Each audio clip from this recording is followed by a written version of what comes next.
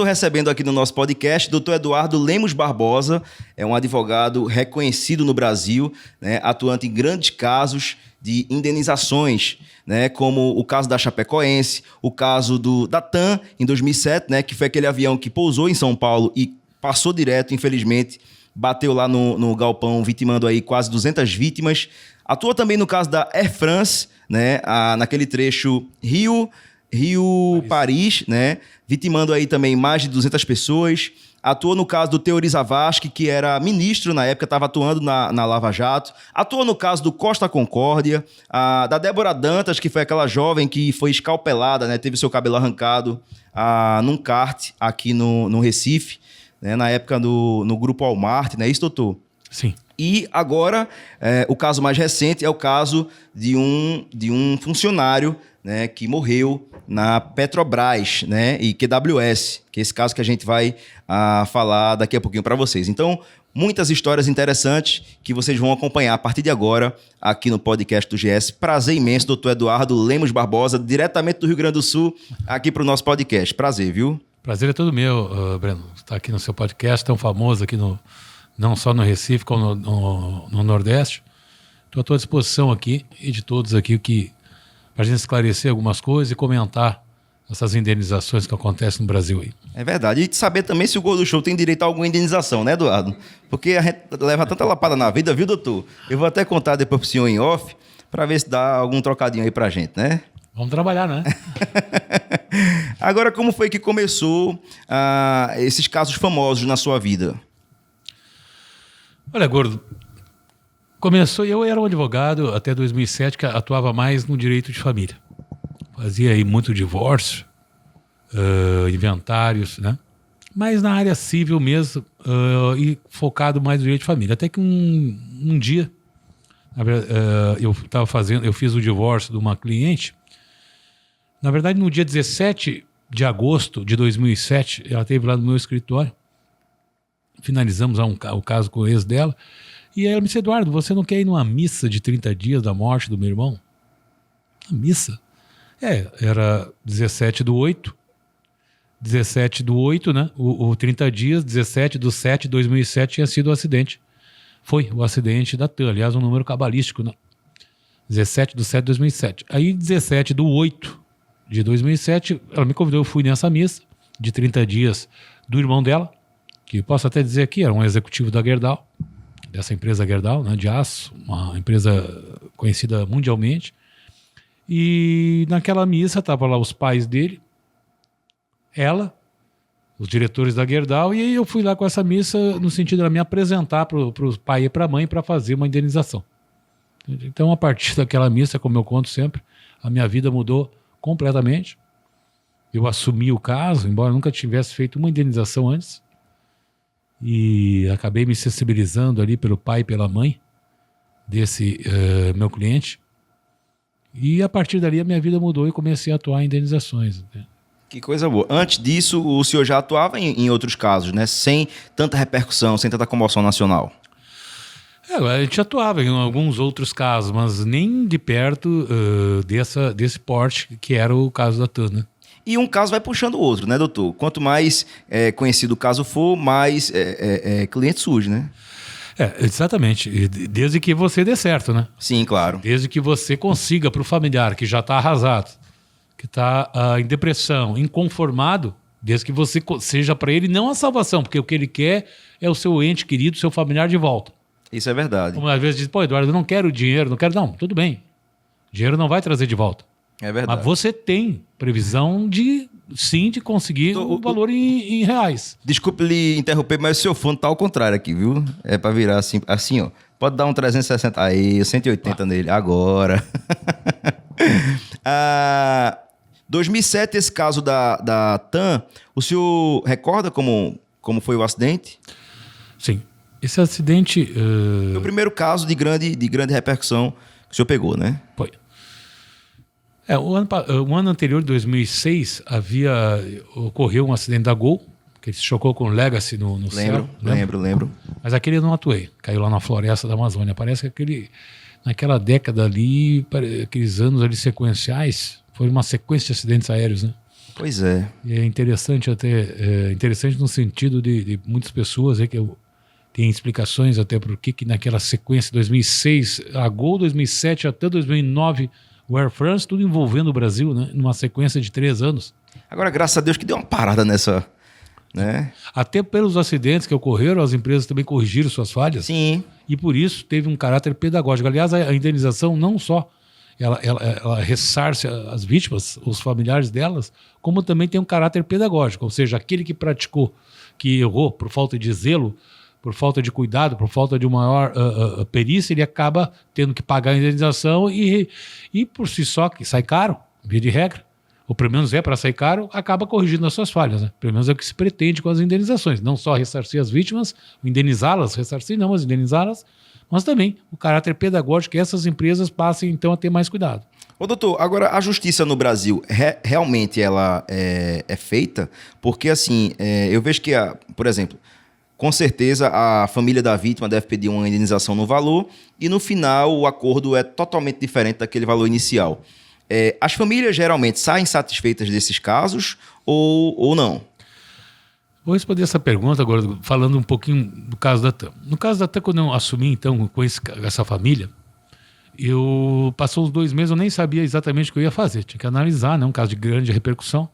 E acabei conhecendo lá em Porto Alegre um escritório dos Estados Unidos, que era o escritório especializado em indenizações dos Estados Unidos, de Miami e Los Angeles. Eles eram, na verdade, 2 escritórios, um de Miami e um de Los Angeles. Sendo que o de Los Angeles, ele até atuou no filme da Erin Brockovich, não sei se recordam, que com a Julia Roberts, que foi a maior indenização da história dos Estados Unidos até 5, 6 anos atrás. Qual foi o valor? Foi de $300 milhões. Que ela gerou um filme em 99 que deu o Oscar para Julia Roberts, que ela era a Erin Brockovich. Essa Erin Brockovich, quem era a Erin? Erin era uma mulher separada, com 3 filhos, tendo que criar. E ela teve um acidente de trânsito e conheceu o dono desse escritório, que eu fui sócio, parceiro nesse caso. E aí, por conveniência, ele botou ela como captadora do escritório. Aí ela captou lá no interior dos Estados Unidos, perto de Los Angeles, uma contaminação da água. A água tinha sido contaminada por uma indústria química ali perto e transmitia câncer para as pessoas. E a Erin conseguiu captar essas pessoas para esse escritório, esses familiares, alguns até morreram, e conseguiu um filme que retrata fatos reais. E conseguiu, então, por indenização dessa indústria, $300 milhões para ser rateado com essas famílias. E esse escritório que patrocinou essa causa estava no Brasil para fazer a indenização da TAM. E me convidaram para participar com eles, para angariar também clientes, familiares, né, das vítimas, para entrar com uma ação nos Estados Unidos. Haja vista que tinha um americano naquele voo, um executivo do Banco Santander que morava em Miami. Então a ideia deles era processar, na época TAM, por conta dessa, e pedir uma indenização nos Estados Unidos. Porque lá, justamente, quando você falou de valores, lá é júri. Lá a grande diferença favorável, que anda mais rápido, porque é outro sistema jurídico, lá o common law, aqui é civil law, que lá é na base da jurisprudência, aqui na base de codificação, de códigos e tal.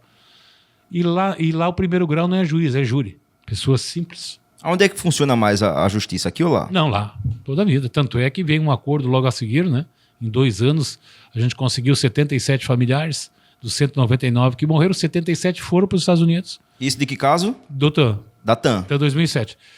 E receberam a indenização através de um acordo, porque lá nos Estados Unidos é tudo acordo, mas acordo caro, porque eles têm medo da condenação. Inversamente, que infelizmente acontece no Brasil. As condenações são baixas, via de regra, valores baixos, demora muito, e as famílias, às vezes, então, enfrentam outro calvário, que é, às vezes, um processo, caso ele siga esses trâmites normais. Né? Inclusive, esse valor pode ser até rateado, né, da indenização. A indenização, por exemplo, por dano material, é aquele que é dependente econômico de quem morreu. Via de regra, digamos, se for uma família, pode ser, via de regra, a mulher, os filhos são dependentes do homem, pode ser mulher também.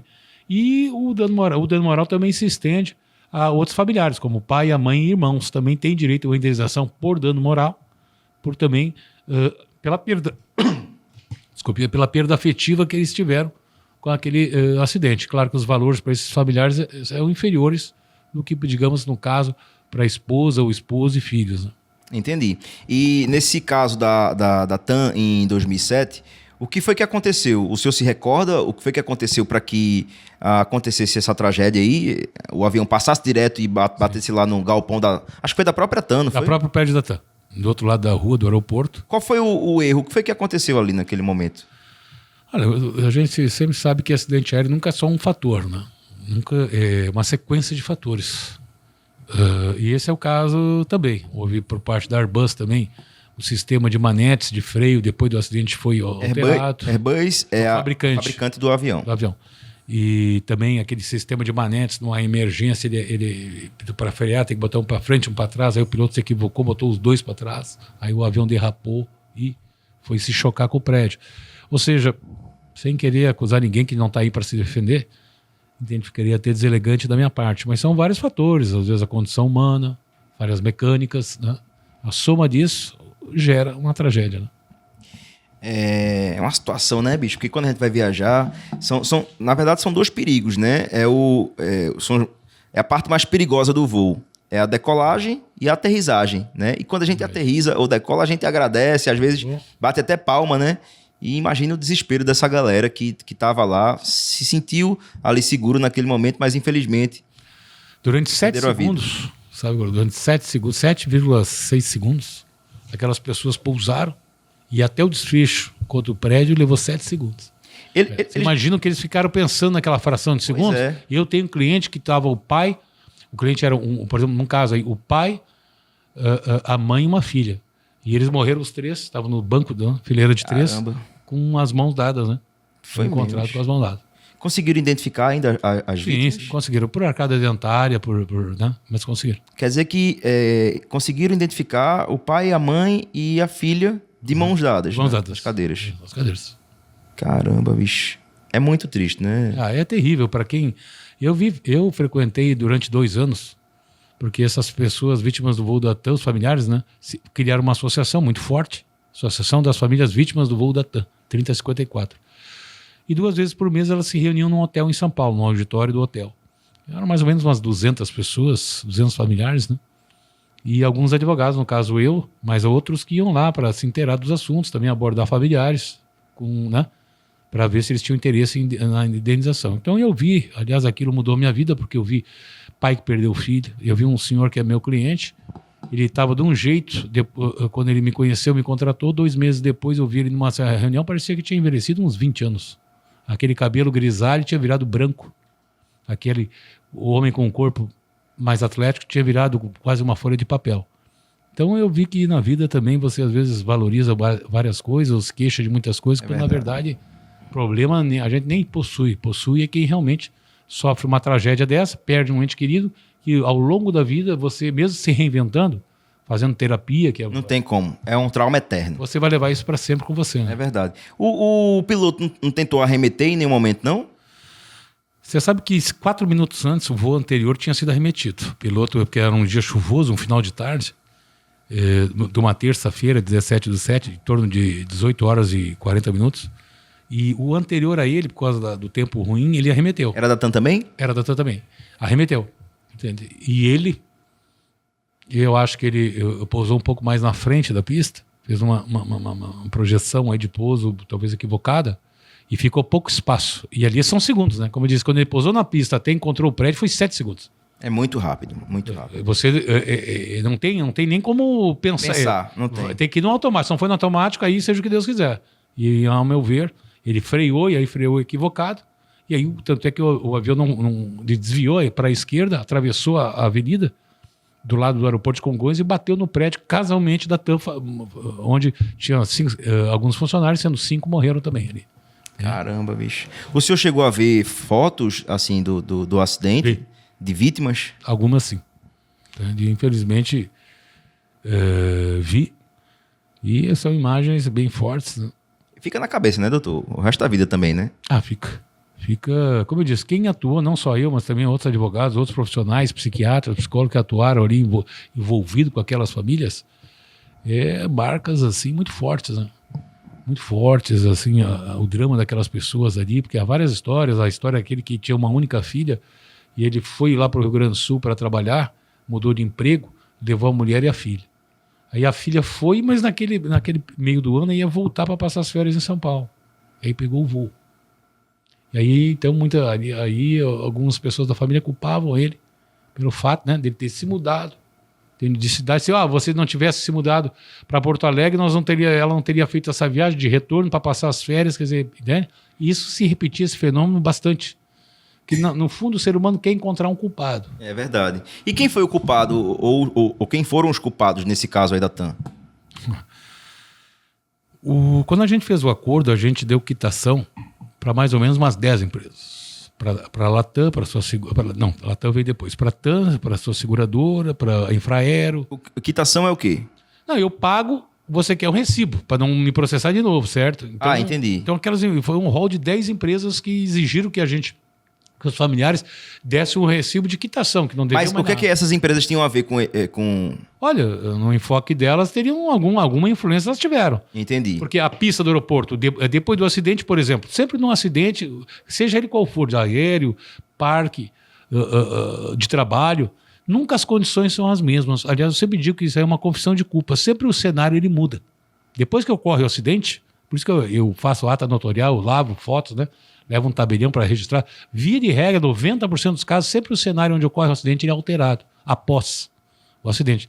Ou seja, por exemplo, a pista de Congonhas, você sabe, aumentou 5 metros e teve mais ranhuras, né? Ranhuras ali na pista para quando no freio viesse a ranhura... Não derrapar. Exatamente. Então você vai me dizer, pô, mas então, Eduardo, se mudou sinal de que não era tão perfeito assim, ou uma confissão de culpa também. Corrigiram os erros internamente sem expor para a sociedade. Exato. Então, em via de regra, acontece isso. Depois do acidente, não tenho culpa, não foi uma fatalidade. Gozado que na fatalidade, mas depois você vai lá no cenário... E corrige. Ou seja, houve culpa, sim. Eu chamo o agente causador, ele não fica... Para isso, ele vai lá e corrige, altera... E como vocês tiveram essa informação, o acesso a essa informação de que após o acidente aconteceu esse tipo de reajuste? Não, mas isso até nesse caso em particular da pista do Congonhas, do aeroporto de Congonhas, foi noticiado. Noticiado, até foi interditada aquela pista, né, que são, se não me engano, 4 pistas lá dentro, aquela pista foi interditada durante um tempo onde ela sofreu todas essas alterações. Né? Nesse caso foi possível a gente... encontrar essas alterações. Em outros casos, o advogado tem que ir atrás e ir lá do local depois, né?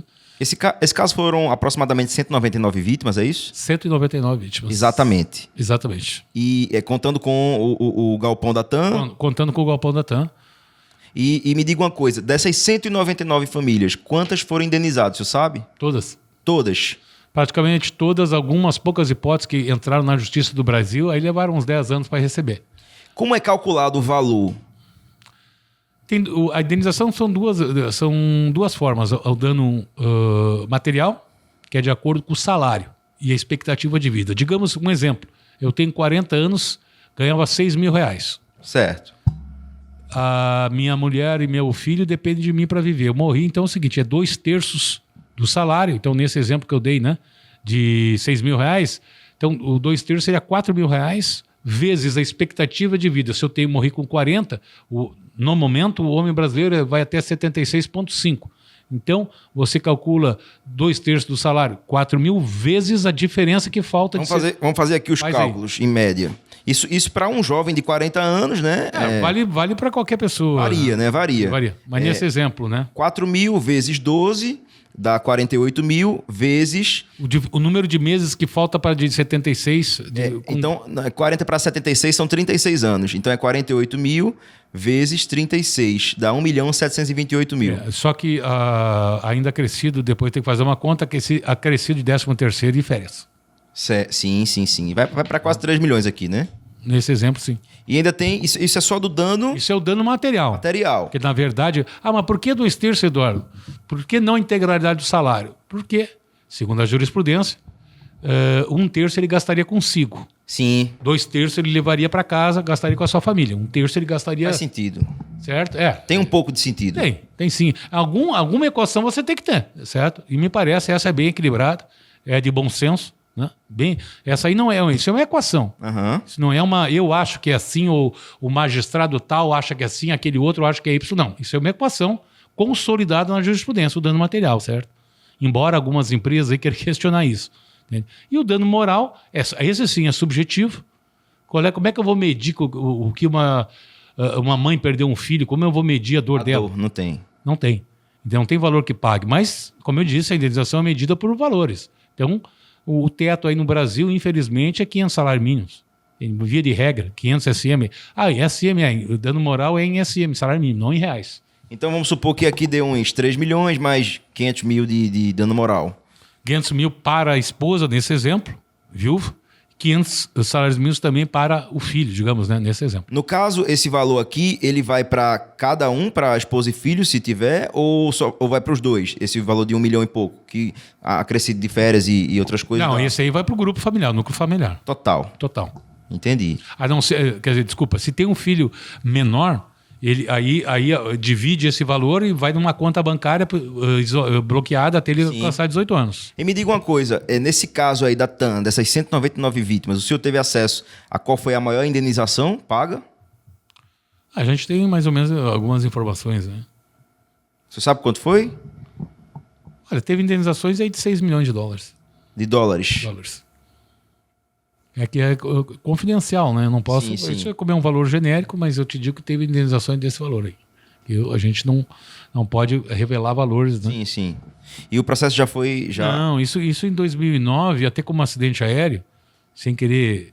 Foi até a questão indenizatória mais bem sucedida da história e recente foi essa. Em 2 anos todo mundo recebeu. 2 anos depois do caso. 2009 todo mundo estava... 2009 todo mundo recebeu, tanto quem entrou nos Estados Unidos, como também quem fez acordo extrajudicial com... Porque nesse caso, realmente o Ministério Público de São Paulo e a Defensoria Pública de São Paulo criaram câmaras de indenização, que era de um lado os advogados e as famílias das vítimas e do outro os promotores, né? E por que Estados Unidos? Por causa da Airbus? Não, os Estados Unidos, como eu falei para você, quem quis, dos 199, 77 foram para os Estados Unidos, porque acreditaram que aquele valor seria mais alto. Mas o que é que os Estados Unidos têm a ver com a queda no Brasil? Não, porque tinha um passageiro que morava em Miami. Mais um só, né? Um só. Mas aí, na tese do escritório americano, essa família daquela vítima entrou e as outras brasileiras podiam colar nesse caso. Nessa família, como se fosse um litisconsorte e entrar junto. Então quem entrou lá se deu melhor? Olha, eu não gosto de falar disso, porque eu teria meio que traindo até a minha confidencialidade. Eu posso te afirmar o seguinte, que lá foi um bom acordo, certo? E aqui, extrajudicialmente, movido pelo Ministério Público e a Defensoria Pública do Estado de São Paulo, também fizeram composições, entende? Eu não atuei aqui. Eu atuei só nos Estados Unidos, em parceria, na verdade, com o escritório americano. Lá eu sei que foi bom, entende? Então foi um caso de sucesso para o senhor aí? Foi um caso de sucesso, até porque, como eu disse para você no começo, para a gente prosseguir com indenizações, porque você tem uma responsabilidade imensa. A família já está arrasada e destruída. Confie em você. E ainda você não vai trazer a solução? Ainda vai trazer mais problema para eles, entende? Então, a responsabilidade do profissional que atua nessa é imensa. Isso é verdade. Você está ali com eles, depositar em você a confiança. Como, por exemplo, numa família, eu disse, olha, esse escritório americano está propondo essa ação, achei interessante, não sei o que vocês acham. Aí um pai que tinha perdido o filho me disse, se você quiser eu levo você numa reunião com os advogados americanos. Eu achei, não, nem quero conhecer. Não quero mesmo, só para você tirar alguma dúvida com eles. Não, eu conheço a você. Eu sei onde é que você mora, eu sei onde é que é o escritório teu. Se der alguma coisa errada, eu sei onde é que eu encontrar. Lá nos Estados Unidos eu não vou atrás de ninguém. Eu vou atrás de você, que você está falando em nome deles e eu não quero nem conhecê-los. E assim foi, entende? Então eles depositam em você todo o resultado de uma indenização, né? Então é um peso bem grande que eu sempre carrego nos casos e que a gente tem que tentar driblar um agente causador que não quer pagar, que quer se esquivar da sua culpabilidade ou quer pagar valores irrisórios. Que tem muito disso, né? A grande maioria, né? Infelizmente, você falou dos Estados Unidos. Lá nos Estados Unidos, como eles têm medo da condenação, que é júri, né? Pessoas populares dão condenações altas, aí eles vão para acordo. No Brasil, não. Como eles sabem que demora bastante, eles te oferecem pouco para receber agora. Porque senão vai demorar 10 anos, entende? Então, repega agora esse valor, que ainda é melhor que eu ficar 10 anos brigando comigo. É o argumento que eles têm para pagar pouco. Nosso bate-papo tá muito bacana, muito rico de conteúdo. Eu queria até pedir para Eduardo ver se tá tudo ok aí, viu, Eduardo? Na iluminação, tá tudo ok aí? Tudo certinho, né? E eu quero agradecer os nossos parceiros, a Vino Recife, né? Que manda sempre vinhos maravilhosos aqui pra gente. E também agora o nosso novo parceiro, que é a Casa do Pará, que eu já comi a cota do mês todinho, viu, doutor? Casa do Pará é açaí. É bom demais. Você gosta de açaí? Gosto. Opa. É bom demais, viu? Mas eu comi a cota do mês. Aí tá... Não sobrou nada aí? Não sobrou nada. Mas obrigado aí, meu amigo Felipe Barão. Casa do Pará, nosso novo parceiro aqui no podcast do GS. Doutor, depois do caso da TAM em 2007, o senhor atuou em um grande caso também, referente à aviação. Não foi isso? Foi 2 anos depois, em fevereiro, caiu um avião da Air France saindo do Rio de Janeiro para Paris, caiu no Oceano Atlântico. Esse eu lembro muito. Não, os dois eu lembro muito, né? Sim. Esse da Air France, 2009, não é isso? 2009. Vitimou todo mundo. Vitimou todo mundo. Inclusive demoraram até para achar Ih, demoraram bastante. o avião. Eu lembro que vários países também disponibilizaram navios, né, submarinos e tal, para tentar encontrar. Você lembra quanto tempo depois encontraram ou não? Uns 40 dias depois. Caramba. E ainda tinha corpo lá dentro? Tinha. E alguns clientes meus encontraram os seus familiares ainda. Inteiros? Relativamente inteiros. Ali era mais o fator dos peixes, né? Porque lá dentro é gelado, né? Lá dentro é congelante, né? Mas os peixes que comiam os corpos. Também. Né? Também comiam os corpos. Né? E como foi esse caso aí, doutor? Esse caso ele aconteceu. O piloto havia pedido depois que decolou que ele queria descansar um pouco. Isso não é tão incomum assim, né? É comum. Mais ou menos comum numa viagem longa, ele deixou para o copiloto. Sempre são 2, né? Sempre são 2. Na cabine, aí ele saiu, descansou um pouco. Só que o Air France viajava de Airbus e lá tem um pilot. O pilot é um medidor ali da velocidade, fica externo, entende? Da aeronave. E aquela que mede a velocidade, mede vento, mede uma série de situações. E aquilo congelou e parou de dar sinais ali para a cabine. Entende? Como é que um negócio daquele congela se toda viagem congela? Na verdade, toda viagem lá em cima é congelante, né? É congelante. Teve algum problema nesse Segundo, sim. Segundo depois alguns laudos aí apresentou problema, sim. Não poderia ter congelado. Mas congelou, como eu digo.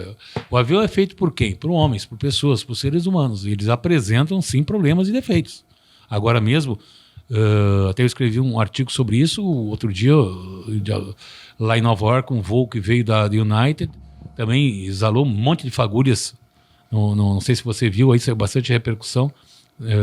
Depois que saiu 1 hora de Nova York em direção a São Paulo, o avião começou a emitir faíscas de fogo, entende, no ar.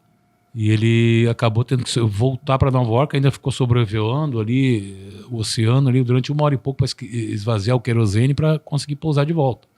E por falhas mecânicas ainda mesmo agora, 10 dias atrás, dia 22 de setembro isso. Então os defeitos acontecem, problemas acontecem, mas não é um acidente, é causado por um problema mesmo. E aí esse equipamento não foi identificado o problema no momento pelos pilotos? Não foi. E aí acabou que eles entraram com isso numa nuvem congelante, que eles tentam sempre desviar dessas nuvens aí condensadas, né, de grande profundidade e grande extensão. E ele mergulhou nessa nuvem. E aí teve uma turbulência fortíssima e veio a cair na água. Né? Mas dizem que turbulência nunca derrubou um avião, né? Olha, mas é um fator que, dependendo, como nesse caso, ele acarreta problemas, né? Nunca derrubou, mas ele pode ser uma das causas aí, né? Se as coisas não estiverem bem controladas assim pela equipe, pela tripulação, ela pode gerar, sim, problemas, né? E aí, quando ele foi descansar, o copiloto assumiu e foi levando numa boa. E o que foi que aconteceu naquele momento? A turbulência desestabilizou o avião que veio à queda? Em poucas palavras, sim. Né? Não estou eu dizendo, foi a versão de laudos isso, né? E eles caíram... no Oceano Atlântico. Eles sentiram que estava caindo? Sentiram também. Conseguiram resgatar a caixa preta? Sim. O senhor lembra dos últimos momentos, o que foi a conversa, não? Não, foi uma conversa de desespero, assim, de surpresa e gritos, né, na caixa preta. A gente não teve assim uma situação de tentar, parece que segurar ali. Eles não viram o mar, não, no momento? Porque assim, tem um momento que a nuvem, quando o avião vai para baixo, foi que horas que caiu? Foi no meio da madrugada, né? Uma noite então fechada. É difícil de enxergar. Mas segundos, nós estamos falando de segundos, né? Não tem muito tempo assim para você... Lá em cima, quando dá problema, tudo é rápido, não tem tanto tempo. Você vai para debaixo da nuvem, você já consegue enxergar ali ter uma visibilidade. E eles não conseguiram enxergar. Ah, mas aí eles estavam com informações distorcidas, eles achavam que estavam numa situação, mas na verdade estavam numa outra situação. Entendi. Falando assim parece simples, né? Mas quem está lá em verdade. cima, lá no meio da situação, não é tão simples, não. É verdade. E aí, caíram. Daí caíram, aí eu acabei, já tinha experiência anterior, e aí atuei de novo aí para uma meia dúzia de famílias, 6 famílias, né, no caso. Também fizemos acordo, não foi tão exitosa, também foi montada uma associação de famílias de vítimas, não foi tão exitoso, mas ainda assim se conseguiu um acordo, também cerca de 2 anos e meio depois. Né? E aí na minha carreira acabou, depois desse segundo caso, então eu percebi que eu tinha assim uma certa vocação para trabalhar com indenizações, né? E se especializou E nisso. me especializei nisso. Coisa boa. E ainda falando desse caso, doutor, tinha muitos passageiros franceses? Tinha de várias nacionalidades, né? Franceses, brasileiros, europeus, de vários países. E como funciona para as famílias? Por exemplo, esse trecho aí, Rio-Paris, com certeza tinha muito francês. E aí eles entram na justiça no próprio país ou eles entram no Brasil? Não, eles entram no domicílio deles. Ou onde aconteceu? Não, eles entram, via de regra, no domicílio deles. Se é brasileiro, entra no Brasil. Entendi. Não, se é francês, entra na França. Ah, mas esse da TAM que você falou, o acidente caiu no Brasil e vocês entraram nos Estados Unidos? Sim. Mas aí, como eu digo, o direito é uma ciência que não é exata. Dependendo da situação, você pode construir uma tese e como foi o caso da TAM, que foi aquelas 77 famílias foram parar na corte de Miami, agregadas àquela família daquela vítima americana. Pode acontecer, entende? Por quê? Porque o direito é dinâmico. Não quer dizer, eu estou dando uma regra geral, que é no domicílio da vítima que se ingressa. Todavia, não está proibido, numa situação peculiar, você ingressar em outro foro. Né? Não está proibido isso. Entende? A gente... tanto é que aconteceu, por exemplo, na Chapecoense, agora sem querer invadir, mas já que eu atuei também, aí, para várias famílias, por exemplo, eu fiz um acordo com o clube. Naquele caso, é um acidente de trabalho e também um acidente aéreo. Então tem uma indenização trabalhista e uma indenização contra a Lamy, aquela empresa. Sim, sim. E esse processo da indenização da Lamy, inclusive, tramita em Londres. Entende? Por quê? Porque tinha uma sede da Lamy lá, a seguradora Tóquio Marine é de lá. Então, os autores da ação são famílias brasileiras. Mas aí existe toda uma peculiaridade, toda uma especificidade, que não vem ao caso aqui de expor, porque seria até cansativo, mas, por exemplo, nesse caso que tramita lá na Justiça de Londres. Entende? O pleito de uma indenização contra uma seguradora daquele voo. Doutor, antes da gente ir pro... Acho que é o próximo caso do senhor, né? Que é o da Chapecoense, ou não? Tem outro depois do Rio-Paris, da Air France? Não, depois do Rio-Paris, houve, porque tem acidentes aéreos menores, né? Que não sai tanto na mídia, mas houve... A gente tá falando aqui dos casos de grande repercussão, de comoção nacional, né? Que o doutor Eduardo Lemos Barbosa atuou, né, como advogado especialista em indenizações. Existe algum caso, alguma família que, porventura, não quer de jeito nenhum processar? Olha, inicialmente, às vezes, alguns não querem. Nesses 2 casos que o senhor atuou, tanto na aéreo, no caso, do acidente aéreo, tanto no da TAM quanto na da Air France, algum dos 2 casos, alguma família não quis processar? Não, todos querem. Todos querem, né? Todos querem vingança, entende? Todos querem... de alguma maneira serem reparados. Não é só o dinheiro, é de alguma maneira fazer justiça. Aliás, todos, não é só acidente aéreo, acho que toda vítima, familiar de vítima, quer uma justiça. Eu perguntei porque às vezes isso aí vai aumentando a dor, né, também das famílias, perdurando aí o processo durante 10 anos, por exemplo. Tem esse lado, mas também se você não fizer nada, você também acaba se culpando com o tempo, por que eu não fiz nada. E qual o tempo que a família tem para entrar na justiça? Existe um tempo... Existe. Existe? Qual o tempo? É prescrição, né? Acidente aéreo, por exemplo, se você é consumidor, seria 5 anos, né? Você comprou passagem, tem 5 anos para ingressar com a ação. No caso de acidente aéreo. Embora o Código de Aeronáutica prevê 2 anos, mas o Código Consumidor se sobrepõe ao Código Aeronáutica e dá 5 anos num acidente aéreo. E a família se enquadra como consumidor aí? Consumidor, sem dúvida. Agora, se você é da tripulação da companhia aérea, por exemplo, aí você não vai para a justiça civil do consumidor, você vai pela legislação trabalhista. E acidente de trabalho é 2 anos para ingressar com a ação, né? Ô, doutor, agora quando a gente viaja, por exemplo, eu já fiz algumas viagens internacionais e às vezes a agência de viagem, quando a gente vai pela agência de viagem, ela parece que é meio que obrigatório você fazer um seguro, né? Você tem que ir para fora do país assegurado, tanto saúde, você é coberto por saúde, por acidente, por um bocado de coisa. Isso aí influencia de alguma coisa, interfere num possível acidente que venha a acontecer ou não? Não. Esse outro seguro que é feito aí quando você viaja, não, via de regra, né, que eu saiba, que eu conheço, não dá, não cobre uma indenização por exemplo, lá tem até 400 mil em caso de morte, né, de acidente aéreo. Isso ali é balela. Não é que é balela. Você pode receber da apólice da seguradora um valor, mas nada impede que você processe a companhia aérea também. Então, a gente pode ter aí, nesses casos de seguro que a gente compra antes de viajar, dois processos. Dois processos. Um pela seguradora, que a gente pagou, e o outro contra a companhia aérea. Fabricante, né? Desde que, lógico, você observe bem que a quitação vai ser dada só aquele seguro. É que nem eu tenho seguro de vida. Se eu falhar, meus familiares vão receber o meu seguro de vida. Todavia, se eu for morrer num acidente aéreo, além disso, também a companhia aérea vai ter que indenizar meus familiares, né? Entendi. Ainda em cima desse assunto, vamos falar agora é porque me perdi na... Queria falar da Chapecoense um pouco. Vamos falar da Chapecoense, que foi acho que foi o outro caso, né, de grande repercussão. Depois do Teoriza Vasco, então, você me perguntou...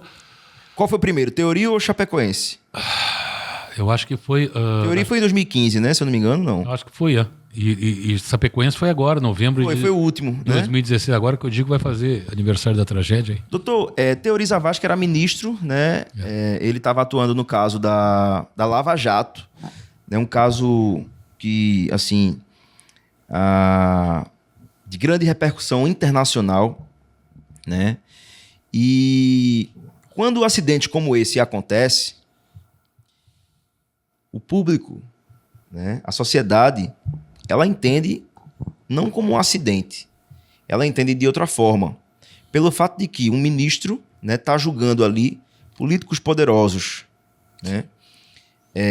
Houve alguma sabotagem nesse caso do Teoriza Vasco no avião? Olha, em primeiro lugar, até para esclarecer, eu trabalhei num caso, mas não como advogado. 5 pessoas morreram naquele voo. Se não me engano, era um King Air, a aeronave. Morreu o piloto, certo? O dono do Hotel Fazano, Carlos Alberto, o ministro Teori, e 2 pessoas de uma família, uma filha e uma mãe. Estavam todos no mesmo voo? Essas 5 pessoas estavam dentro desse voo que saiu de São Paulo em direção a Paraty, Rio de Janeiro. Eu atuei para essas 2.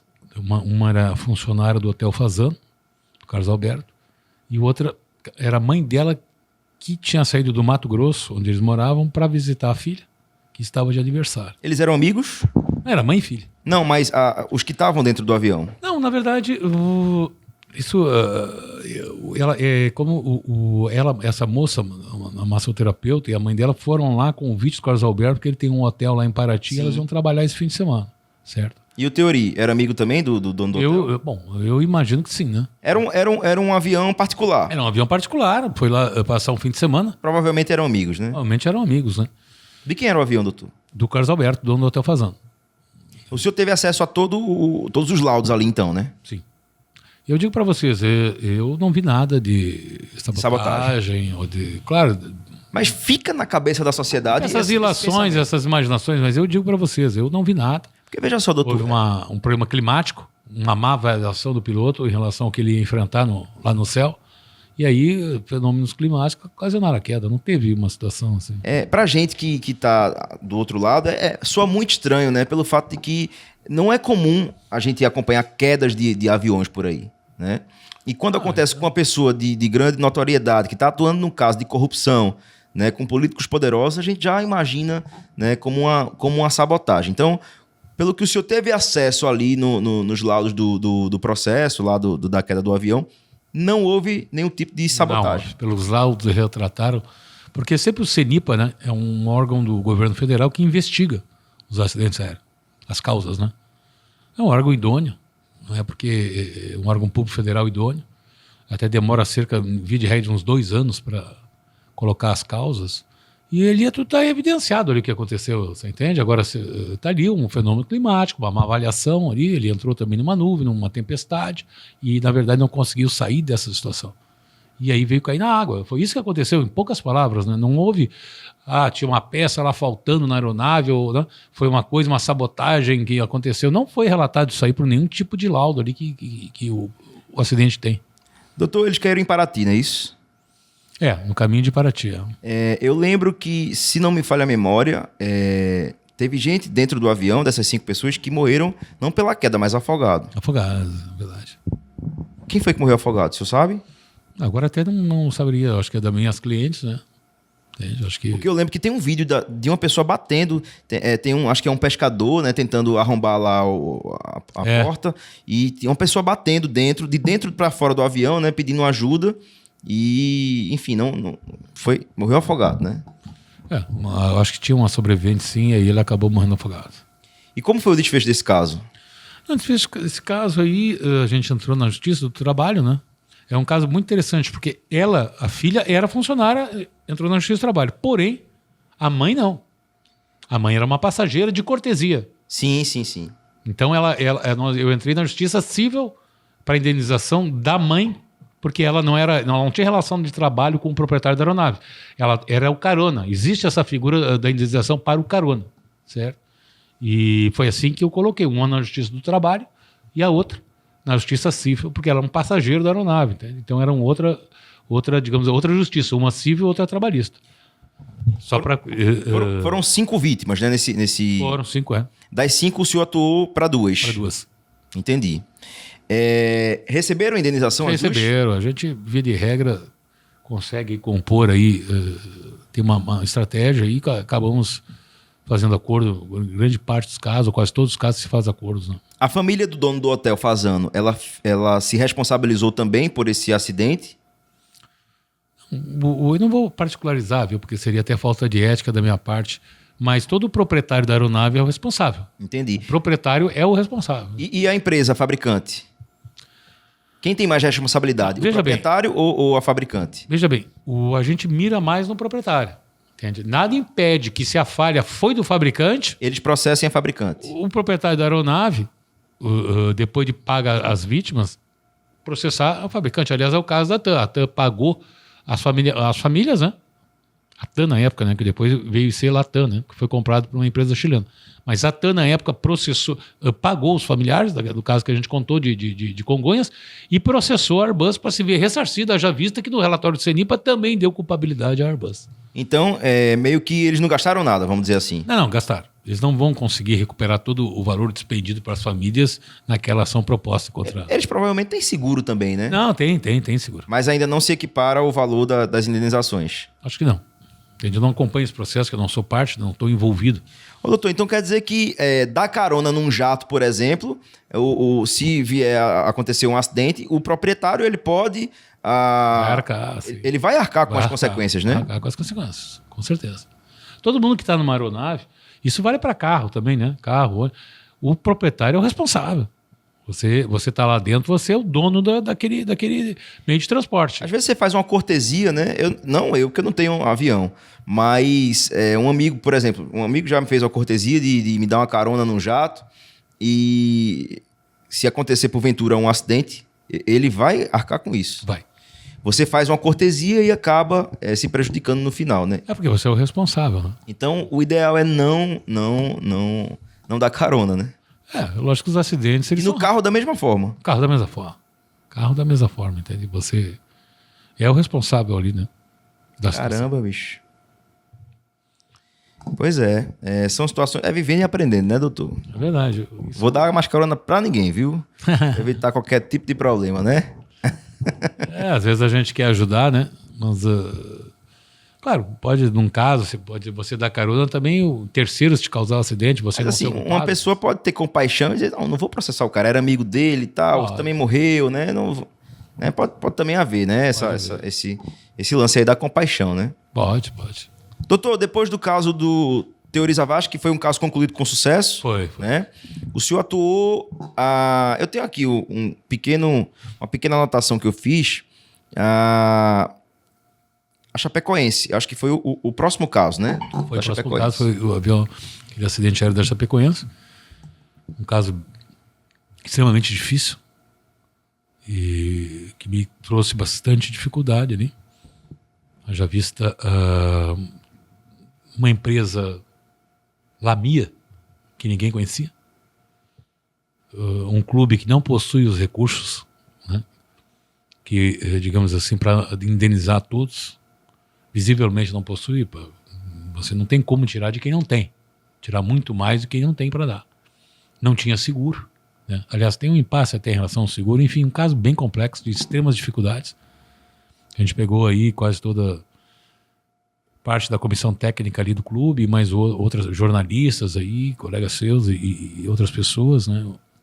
E graças a Deus também conseguimos aí compor depois um acordo, porque eu percebi que a situação não era muito fácil até de você receber você também analisar também o agente causador. Quem ele é? Tem condições? Tem um futuro econômico mais ou menos? Porque você é o responsável da condução. Ninguém vai dizer, eu não sabia que quebrou ou que veio, nada contra, mas o clube até, casualmente não, o clube tem recuperação judicial. Muita gente não sabe, mas a Chapecoense hoje é um clube em recuperação judicial. Por conta desse caso? Olha, Gordo, eu não sou, quem sou eu para dizer que foi por conta, mas minha pessoal opinião, eu imagino que sim. O clube era da Série A, aí foi mais um ano depois do caso, ou 2 anos depois foi para a Série B, onde as receitas minguam como o que era 100 vira 50, entende? Eles não tinham patrimônio, tinham, na verdade, o passe dos jogadores. Ou seja, não adianta você sonhar coisas que, às vezes, até para falar, para ouvirem, que é bacana de falar, mas na vida real você não vai traduzir aqui numa indenização de um valor alto. Então você tem que perceber, ter pés no chão e sobre a realidade do agente causador, como eu chamo. Se ele tem condições ou não.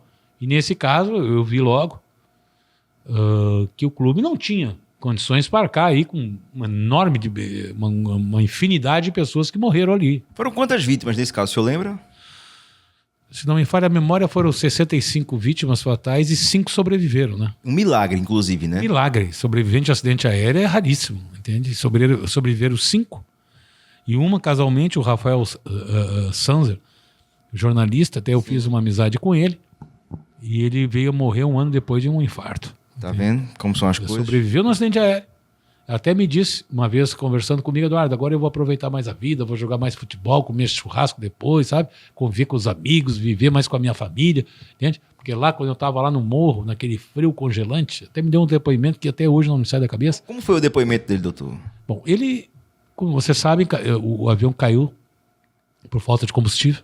Sim. Mas enfim, nem assim, uma coisa... Pura negligência, né, ali? Pura negligência, inaceitável. Caiu num morro na Colômbia. Onde, segundo o Rafael... Rafael era o jornalista. Era o jornalista. Sobrevivente, exatamente. Ele me disse que depois de um tempo acordou, ouviu os gemidos, inclusive de mais 2 da equipe dele, o repórter, me parece. Ele era, se não me falha a memória, narrador, e tinha mais um comentarista e o narrador. Ele viu os gemidos do repórter, estava perto da poltrona dele, e outros ali, em final de vida, digamos assim, né, gritando por socorro. E ele me disse, Eduardo, eu senti um frio cortante nos meus ossos. Tem como eu nunca, na minha vida, eu senti um frio tão grande naquela montanha. E me veio até a imagem. Isso ele me disse numa manhã de um hotel, que eu estava num hotel em Chapecó 2 anos depois, né? Ele estava pensando em me contratar e tal, e conversamos uma manhã inteira, que ele era um homem sensacional. Ele me disse, eu tive um frio cortante, um frio nos ossos, e veio a imagem quando eu era criança. 5, 6 anos, que eu nunca tive essas, e vieram imagens da minha infância que eu nem sei de onde veio, porque eu nem quando eu estava normal eu não tinha.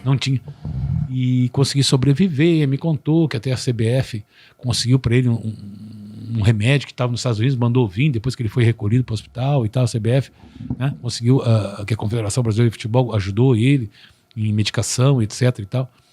E aí ele me disse, eu quero aproveitar a vida, eu vi que muitas coisas eu dava valor e não tinha, e quero mais conviver com meus amigos, jogar futebol, comer churrasco, viver com a minha minha família, entende? Viver mais do que ficar aí obcecado por coisas materiais, etc. Aí, nós até já tínhamos pensado em umas palestras aí em parceria e ele veio aí uns meses depois dessa minha conversa, veio a falecer com infarto. E até, se eu me falar na memória, depois de um churrasco, um futebol que ele tinha ido. Caramba, bicho. Então, uma coisa assim que foi... Eu fiquei estarrecido quando eu soube da morte do Rafael, porque realmente era uma amizade ainda recente, mas bem forte. E eu achei que ele deu um relato emocionante ali do que tinha acontecido lá naquela montanha da Colômbia.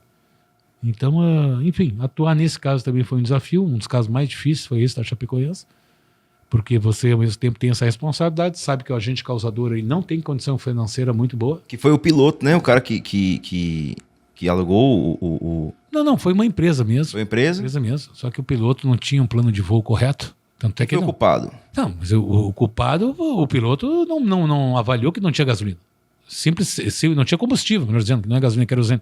Não tinha combustível suficiente para vencer aquela jornada. Ele foi por conta própria. Ele foi aí com um erro de plano de voo inacreditável. Essa que é a realidade. Impressionante, né, bicho? Inacreditável. Uma coisa assim que nem... Foi para economizar o dinheiro do combustível. A empresa era meio quebrada. Posso dizer aqui, que todo mundo sabe que está envolvido, essa empresa Lamia aí, não tinha muita condição de nada. Ainda atua essa empresa, não? Não atua mais. E, na verdade, não tinha nem condições aí de fazer mais ação comercial, embora tivesse levado a seleção da Argentina um mês ou dois antes, que o Messi até tinha reclamado da qualidade do voo, serviço de bordo, etc. Por incrível, mas já tinha dado alguns problemas e ainda assim a Chapecoense foi com eles, escolheu eles para sair de São Paulo, que eles tinham ganho um jogo, né? Então iam disputar uma semifinal lá de Libertadores, de Copa Libertadores da América, e aí por uma questões econômicas, segundo consta, né? Aí resolveram ir nessa empresa, uma aventura, uma empresa desconhecida e amadora total, né? Porque não admite você botar em risco vidas humanas, né? Por conta de combustível. Por conta de uma economia besta. Essa é a grande realidade. Ele morreu também, né? Agora, era só um piloto? Eu acho que não, acho que tinha um copiloto, né? Tinha uns 4 na tripulação, né? Mas que não tinha noção, talvez, dessa atitude do piloto. Perguntas difíceis até de responder, apesar que uma da tripulação, uma aeromoça, sobreviveu, né? Tá viva ainda? Tá. E se mudou, mora na Bolívia, se não me engano. Mas são mistérios, assim, coisas... Mistérios para mim, né? Mas situações assim bastante... Por isso que os familiares, nesse caso, mais do que nenhum outro, se revoltam muito, se revoltaram e se revoltam, porque viram que escolheram uma companhia de segunda linha para fazer uma viagem com um time brasileiro, né? Quer dizer, uma coisa que podia ter sido evitada. Né? O senhor teve acesso às histórias mais profundas desse caso? Por exemplo, como foi que aconteceu essa queda?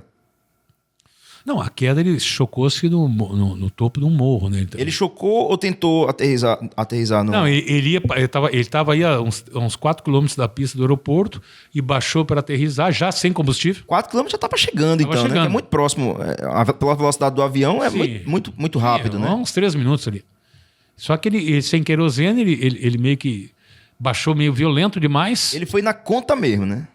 No último minuto ali, baixou demais e bateu no topo do morro ali. Foi de frente ou foi de frente. Ainda foi de barriga? De frente, né, assim, de frente, bateu e ainda deslizou mais um pouco. E o avião quebrou? Parece que o avião até rachou, né? Entendi. Os passageiros foram expelidos dali, né? Ficaram nas poltronas eles ou... Alguns na montanha, outros na poltrona, né? Foram jogados. O impacto ali acaba rachando uma parte do casco da aeronave e alguns são expelidos ali, né?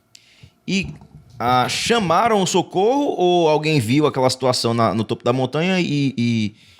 Não, pessoas ali que moravam perto viram. Mas ninguém ali conseguiu se levantar para pedir um socorro, não, né? Sem condições. Sem condições. Ali, camponeses ali que moravam ali perto viram ali aquilo e foram atrás do socorro, né? Caramba, bicho. E foi rápido o socorro? Não, demorou aí, parece que cerca de 2, 3 horas. Porque também o local é difícil acesso. Difícil acesso. O cara é difícil acesso. E realmente foi uma tragédia. Quantas pessoas o senhor defendeu nesse caso? Eu defendi 8 pessoas. 8 pessoas. 8 famílias, né? De pessoas, né? Dentre elas o Rafael, o jornalista. Não, o jornalista, como ele sobreviveu, não que ele não tivesse direito a uma indenização, né? Mas ele ainda não havia se decidido exatamente o que ele ia fazer. E antes dele morrer, ele conseguiu?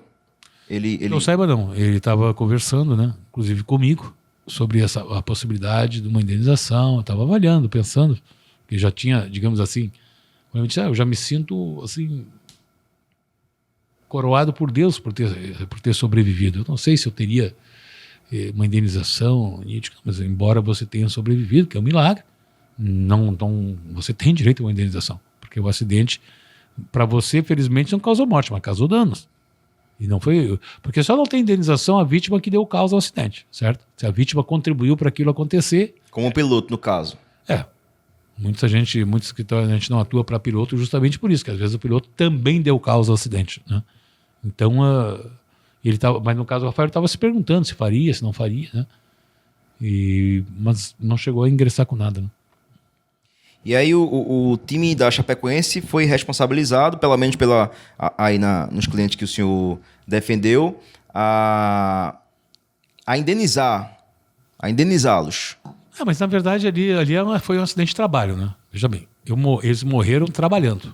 Mas, por exemplo, o comentarista, ele estava trabalhando para o clube ou ele estava trabalhando para o jornal dele? Aí, no caso de quem pegar o comentarista, vai processar o empregador dele. No caso, vamos supor que eu trabalho para um veículo de comunicação e eu vou a convite do time a fazer a cobertura, né, desse evento. E aí, Deus nos livre, acontece um acidente que assim, mata todo mundo. Quem é que o advogado que vai me representar deve processar? É o time que convidou ou o veículo de comunicação para o qual trabalhava? Não, você tem que ali você está a trabalho, você vai processar, nesse teu exemplo, o veículo para o qual você trabalhava, certo? Você tem uma indenização por acidente de trabalho, que naquele momento você estava trabalhando para aquela empresa X lá que você trabalha, que você estava desempenhando sua função. E também você tem, no segundo momento, uma indenização contra a companhia aérea. Você tem duas indenizações. E o time? Não, o time não tem nada a ver com isso. Nesse caso, não? Não, nesse caso não. Entendi. Então, o meu veículo de comunicação e a fabricante. Não, a proprietária da aeronave. Não. Certo. Se por um acaso a proprietária da aeronave não tem condição, quem é que arca com isso? Se ela não tem condição, essa é a situação da dificuldade. Né? E o fabricante não entra? E você tem que provar que o fabricante teve envolvimento, né, no acidente. Nem sempre o fabricante tem culpa. Sim, verdade. Não necessariamente. Nesse caso aí não teve culpa. Não tem culpa. nenhuma culpa, né? A aeronave não tem culpa. Que ela estava sem combustível, né? Que o fabricante não tem culpa, que eles não botam combustível suficiente, que eles não têm um plano de voo adequado. É verdade. Então por isso que e as famílias estão lutando contra a Lamia, como eu disse no início, desde 2016, 2017, estão lutando para receber a indenização da companhia aérea. O senhor já conseguiu concluir esse caso? Contra o clube, sim. Contra a companhia aérea, não. Ainda está rolando o processo. Eu e os outros colegas aí que estão acionando a Lamia, estamos processando eles, né? É um assunto complexo, né? Mas estamos processando eles, esperamos receber, quem sabe aí, nos próximos meses. Esse caso eu lembro que foi uma comoção nacional, acho que na época o presidente era Michel Temer, né? Se eu não me engano, foi receber os corpos das vítimas. Se eu não me engano, veio de um avião da Força Aérea Brasileira, né? Foi esse caso? Foi, acho que foi sim. Né? Você lembra, Eduardo? Não. Acho que eles vieram, os corpos das vítimas vieram no avião da Força Aérea Brasileira. Né? E, se eu não me engano, o presidente da República foi lá receber, prestou homenagens a... Se eu não me engano, se eu não estiver errado. Acho que foi isso aí. Não, foi isso aí sim. Né? Então, esse caso, o senhor teve sucesso com o time, mas ainda não com a Lamia, que era a companhia, né? Ela, na verdade, estão processando a seguradora dela, né? Elas estão processando? Ela? Ah, sim. Por conta que... Aí é uma polêmica também, porque até foi instalada uma CPI do Senado para apurar a responsabilidade da Lamia e de sua seguradora. E as investigações da CPI do Senado constataram que eles tinham sim um seguro, só que não estava pago uma parcela. Então não pode acionar. Não, veja bem, não estava pago, mas estava renegociada a parcela. Entendi. Isso não foi eu que descobri. Quem descobriu foi a comissão do Senado, muito bem dirigida ali pelo senador. Agora não me lembro quem está comandando essa comissão da CPI da Chapecoense. Mas descobriram, depois de investigar, quebra de sigilo eletrônico, e-mails, etc., que a Lamia tinha sim um seguro, não é que não estava pago, estava renegociada a parcela com a empresa seguradora. Portanto, estava em vigor a apólice. E, portanto, essa seguradora tem que pagar. Só que eles não querem pagar de boa. Entende? Eles querem pagar só na pressão. Entende? Doutor, e quando é que o Senado, por exemplo, se envolve num caso como esse? Não, eu acho que É a pedido da família, dos advogados? Porque eu nunca vi, por exemplo, a parte política se envolver num processo de terceiro. Mas, na verdade, foi os direitos do cidadão foram atingidos, né? Na verdade, quando o direito da cidadania é atingido, como esse, violado... Mas nos outros casos, por exemplo, teve a interferência do Senado? Não, mas eu diria que também não teve, mas digamos que os outros casos são um pouco mais individualizados. A repercussão, ela conta com isso? Sem dúvida, a repercussão é tudo. Por isso que a gente também, via de regra, sempre diz que a mídia é tudo. Não é que a mídia é bom, a mídia é tudo. Ajuda Sem mídia, muito. você briga com eles 10 anos.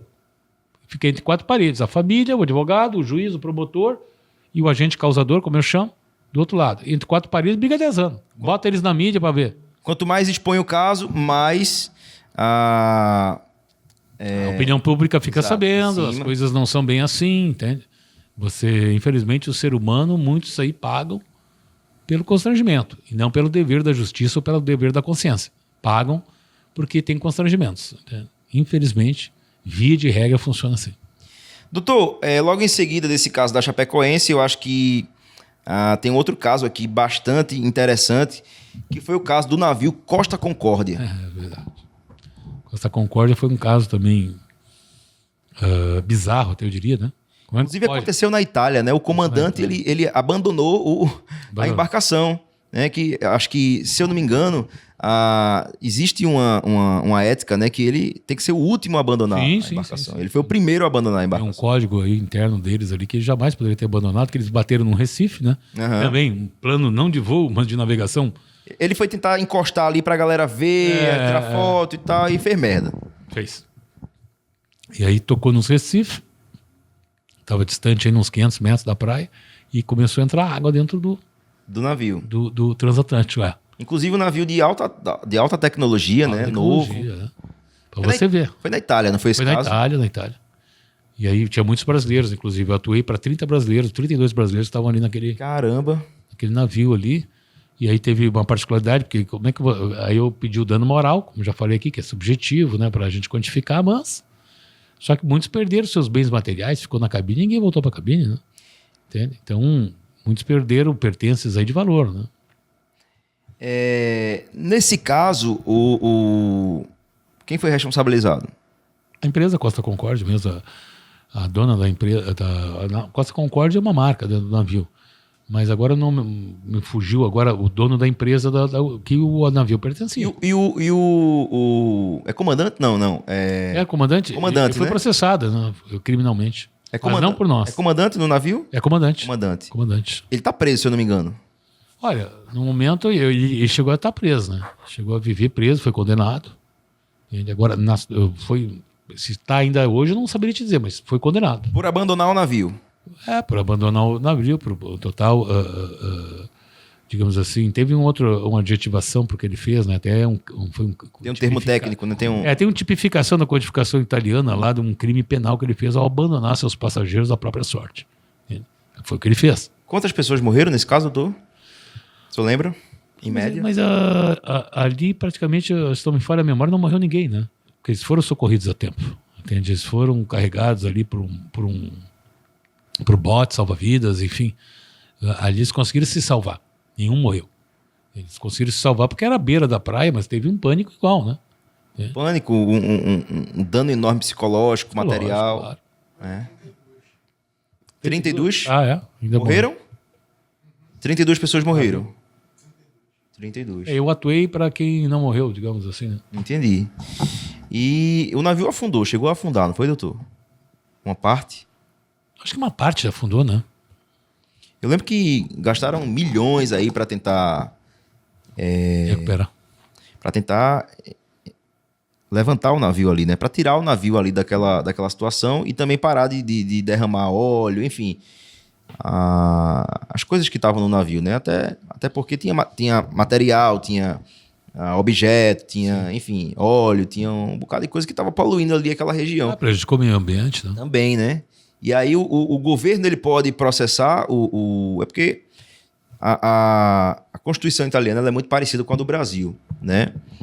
E tendo em vista que a Constituição italiana é parecida com a do Brasil, o governo ele pode processar a dona do navio pelo fato de ter poluído ali o meio ambiente? Pode, sem dúvida. Pode, a Procuradoria do Estado pode processar, sim. O responsável pelo aquele prejuízo ao meio ambiente, sem dúvida. Nesse caso do Costa Concórdia, foi sucesso? Sucesso. A gente fez um acordo até, digamos assim, num prazo razoável de tempo.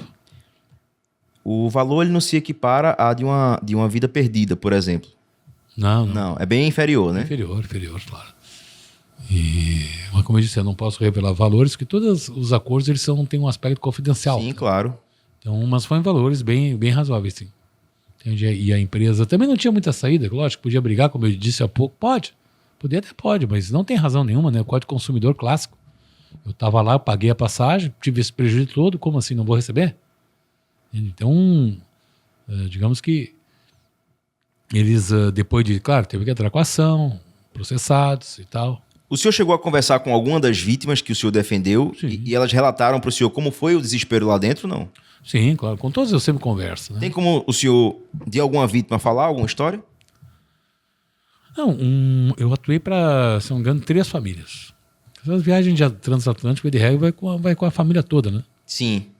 E uma das famílias ali de São Leopoldo, no Rio Grande do Sul, que foram meus clientes, me relataram que até custaram a perceber realmente o que estava acontecendo. Não acreditaram que que aquele navio havia batido e que a situação era de afundando. Houve algum aviso sonoro?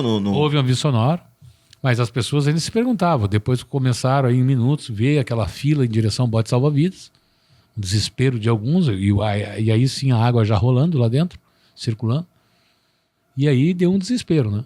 Chegou a subir mesmo a água no navio? Não, em algumas partes do navio chegou a entrar água, assim, Na parte de baixo ali, principalmente, né? acho que sim. Segundo eles me relataram. E estavam bem desesperados, há filas assim, né, para entrar no bote salva-vidas, depois de serem... Tinha organização ali naquele momento? Tinha, parece que a parte da tripulação conseguiu organizar alguma coisa ali. Porque eu cheguei a ver alguns vídeos e eu vi que tinha jovem passando na frente de 12 de criança. Ah, sim, isso houve. Na hora do desespero também ninguém respeita, né? Ninguém respeita, entendeu? Um desespero bem grande. Uma senhora até que tinha pago a passagem para toda a família. Nesse caso que eu atuei, ela se sentia responsável, mesmo depois também. Várias vezes ela me disse, poxa, eu paguei para todos e no fim coloquei eles em perigo de vida, né? É um trauma, claro, né? não tem culpa, mas a pessoa, tem gente que diz, tem um trauma. Por isso que eu digo, todos esses traumas, todas essas tragédias, é fundamental a pessoa fazer uma terapia após. Com certeza. Aliás, eu faço terapia. Com certeza. Eu acho que é necessário para a gente sobreviver. Ainda mais quem tem um trauma desses, não tem como se reinventar. Ou superar isso se você não tiver um espaço para falar, para esvaziar, para chorar. É verdade. É fundamental a terapia. Por isso, as minhas ações, inclusive, eu peço liminarmente essa pensão dos 2 terços que a gente comentou antes, mas peço também um tratamento psicológico ou psiquiátrico até. Tem gente que o agente causador pague terapia para essas pessoas. Né? Alguma vítima lhe contou como foi para escapar daquele momento ali ou não? Não, eles me contaram basicamente isso, que se direcionaram ali à fila do bote salva-vidas. E tinha bote para todo mundo, tudo certinho? Não tinha, mas aí depois que os primeiros, então tinha que fazer a viagem até a costa e voltar. Voltar, entendi. Né? E nesse nervosismo, muitos nervos, ataque de pânico, surto, desespero. Gente, contando aqui parece até, mas assim, surto mesmo, desespero. Mãe com filho no colo, desesperada. Porque a morte está perto. A morte, ela está ali. O perigo de você ficar ali naquela situação, de não voltar mais, é iminente. Não é nem uma coisa improvável, é uma coisa possível. E essa possibilidade te deixa surtado. O ser humano desesperado. É mais possível... Tá mais para dar errado do que dar certo, né? Você imagina. Aí, deu certo, chega na praia, claro, tem aquela recompensa, mas por vezes as pessoas não dormem. Tem traumas, como você falou, que persegue elas em datas, toda data que tem esse naufrágio, as pessoas, não só no naufrágio, dos acidentes que acontecem, a gente não lembra, mas toda a data que acontece o fato, a tragédia, as pessoas, os familiares ou os amigos mesmo, nem é só familiar, tem muito amigo, né? Sente. Toda a data do acidente, seja ele qual for, é um marco para a pessoa. Vem todas as recordações, já passa na noite anterior a não dormir, ou nas noites seguintes, ou aquele dia ser um dia pesado. Eterno, o trauma é eterno. O trauma é Não tem eterno. como reparar. E é que eu digo, aí as indenizações como é que faz? Enquanto o agente causador leva a sua vida, continua trabalhando, continua faturando, igual. Mas só que as famílias estão traumatizadas e desesperadas, e vivem com aquela dor. E ainda assim, a balança é sempre desequilibrada. E ainda assim a gente tem que fazer de tudo, pressão, uma estratégia jurídica correta e ser forte para conseguir a indenização deles. Porque eles não têm compaixão de ninguém. Essa aqui é a realidade. Não estou me dirigindo a nenhuma empresa em particular nem nada. Mas na realidade é isso. E a vida deles está igual. Eles vão continuar faturando, seja a empresa que for, trabalhando da mesma forma. Mas a família, via de regra, de vítimas, né? Não precisa nem ser fatais, mesmo que não tenha a família perdida o seu ente, mas tem o seu trauma. Vai carregar para o resto da vida. Entende? Então, sempre esse desequilíbrio, ele é... Há um desrespeito muito grande, né? Por parte dos processados, geralmente. Eu acho. Eu sou suspeito de falar isso. Inclusive, daqui a pouquinho a gente vai falar sobre o caso, né? Inclusive, é o motivo da sua presença aqui na capital pernambucana, que é o caso de um funcionário que prestava serviço para a Petrobras, né? Que veio a óbito, trabalhando dentro da refinaria, se eu não me engano, né? Sim. E perdeu a vida por um jato de ar. Não é isso, doutor? Daqui a pouquinho a gente vai falar sobre esse caso aí. Mas antes, teve um outro caso que chamou muita atenção, principalmente aqui no estado de Pernambuco, que repercutiu no Brasil inteiro, que foi a da Débora Dantas, né? Ela foi escalpelada. Para quem não sabe, isso significa que ela perdeu todo o couro cabeludo, foi arrancado, né? Ela estava lá pilotando um kart aqui no supermercado, não é isso? Walmart. E aí o cabelo dela enganchou no motor do kart e arrancou toda, inclusive a face dela, né? Sim. Como foi esse caso, doutor? Esse caso aí realmente foi um caso bem forte. Diga de passagem, eu já tinha atuado num caso parecido, ou quase idêntico, num kart num Beto Carreiro. Uma menina, Fernanda, também entrou no kart sem a balaclava. A balaclava é aquela touca, né? Eu não preciso. Posso entrar no kart, não vai encaixar nada. É verdade. Mas, e aí não colocaram a touca da menina. E ela também, numa curva do kart, enganchou e foi totalmente escalpelada. Isso é um fato que ela ficou 6 meses num hospital lá em Santa Catarina, no Beto Carreiro. Tive que entrar com a ação e ela recebeu a indenização. Do Beto Carreiro. Do Beto Carreiro. E agora, como eu digo, depois do fato, tudo muda. E lá já botaram, agora é obrigatório o uso de touca para mulheres e tal. Tudo já mudou, né? Aquela confissão de culpa. Mas, enfim. E aí, em 2019, um caso... Vinho é bom, viu, doutor? Vinho é bom, opa. Gostoso, viu? Se eu tivesse que falar, estava tomando agora. Mas, e aí, em 2019, esse caso com a Débora, né, uma vítima também, no caso... E da mesma forma, foi lá no supermercado, tinha parte do estacionamento, estava alugado aí para uma firma aí de kart, e ela, como consumidora, foi. Não deram também a tal da balaclava. Quer dizer que ela foi sem a balaclava? Sem a balaclava. Só com capacete. Só com capacete, com o cabelo sobrando, né? Cabelo longo.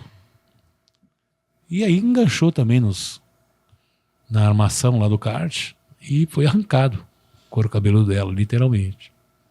Uma tragédia bem forte na estética dela, né? E foi bem abalada. Isso foi em agosto de 19 e eu assumi esse caso em janeiro de 20. E até hoje ela sofre as consequências desse caso, né? Mas eu acho que, sem dúvida que, né? Todas as pessoas, como eu estava falando há pouco, não é com o pagamento da indenização que vai embora a dor e o dano. Aí você tem que se reinventar. Você tem que se reinventar. Né? Eu acho que ela é uma lutadora, uma pessoa que é um exemplo aqui em Recife, até ela, né? Digamos assim, eu tive várias vezes aí na companhia dela e do namorado, mesmo caminhando aí em Recife, né? Quando eu passei quase 2 meses com ele, e eu vi que a população cercava ela, queria tirar post com ela. Ela é uma pessoa carismática, que conquistou o cidadão aí pernambucano pelo seu carisma e pela sua luta, né? Para refazer a vida dela. E a mídia também apoiou bastante ela, né? Deu muita força para ela, o caso dela foi fantástico. Eu lembro. O namorado dela também deu bastante estímulo a ela, deu bastante conforto a ela. E como eu digo, a mídia forçou bastante. Entende? E aí o pessoal dos advogados do Walmart conseguimos aí compor aí uma situação, entende? Mas foi um caso bem forte, por isso que eu estava dizendo antes. A mídia é tudo. Claro, tem que saber usar também a mídia. Tudo tem um tempo. Ninguém vai ficar a vida toda fazendo aquela cobertura, né? Então você também tem que saber medir a hora que você tem ali para fazer se for o caso, um acordo ou não. Porque a mídia não vai ficar toda a vida com você. Ela vai te acompanhar, até um momento. Quando esfria o negócio... Ali naquele caso, sem querer entrar em detalhes, mas naquele caso, em março veio o Covid, a pandemia. Aí meio que... Não, se não tivesse feito alguma situação de composição antes daquela data, não tinha mais mídia. Quem vai falar da Débora com o Covid? Então você também tem que avaliar o momento que você tem. A vida são momentos, né? Isso é verdade. A vida são momentos. Aquele é um momento que você vê o ápice, vai indo, vai subindo, a mídia tá e você... Às vezes, se você tiver ganância, você acabou. E às vezes o ser humano peca pela ganância, pelo achar que pode tirar mais, especular, jogar como se fosse indenização, uma loteria.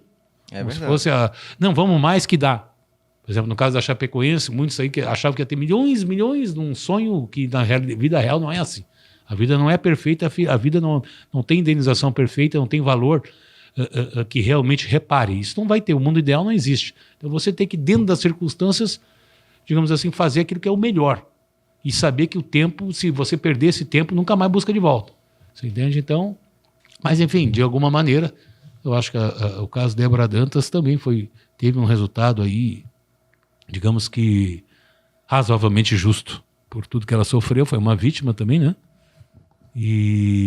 Mas digamos que, como eu falei, essa conjunção da mídia, né? Também, claro, com a nossa atuação também do escritório, com toda a modéstia. Mas É um conjunto, né? é um conjunto. Mas como eu digo, você tem a medida do ponto de fazer. Se você passa daquilo, ninguém mais está olhando para você e você vai falar sozinho. E até aquele que estava mais ou menos com vontade de pagar, de acertar, também já muda de ideia. Quer saber? O povo já esqueceu, né? O povo já... Por isso que eu digo sempre, quanto mais longe do fato, pior é para as vítimas. Não, bom, tem 2 anos, como eu falei há pouco para você, tem 2 anos, né? Um acidente de trabalho tem 2 anos para processar. Vai processar depois de 6 meses.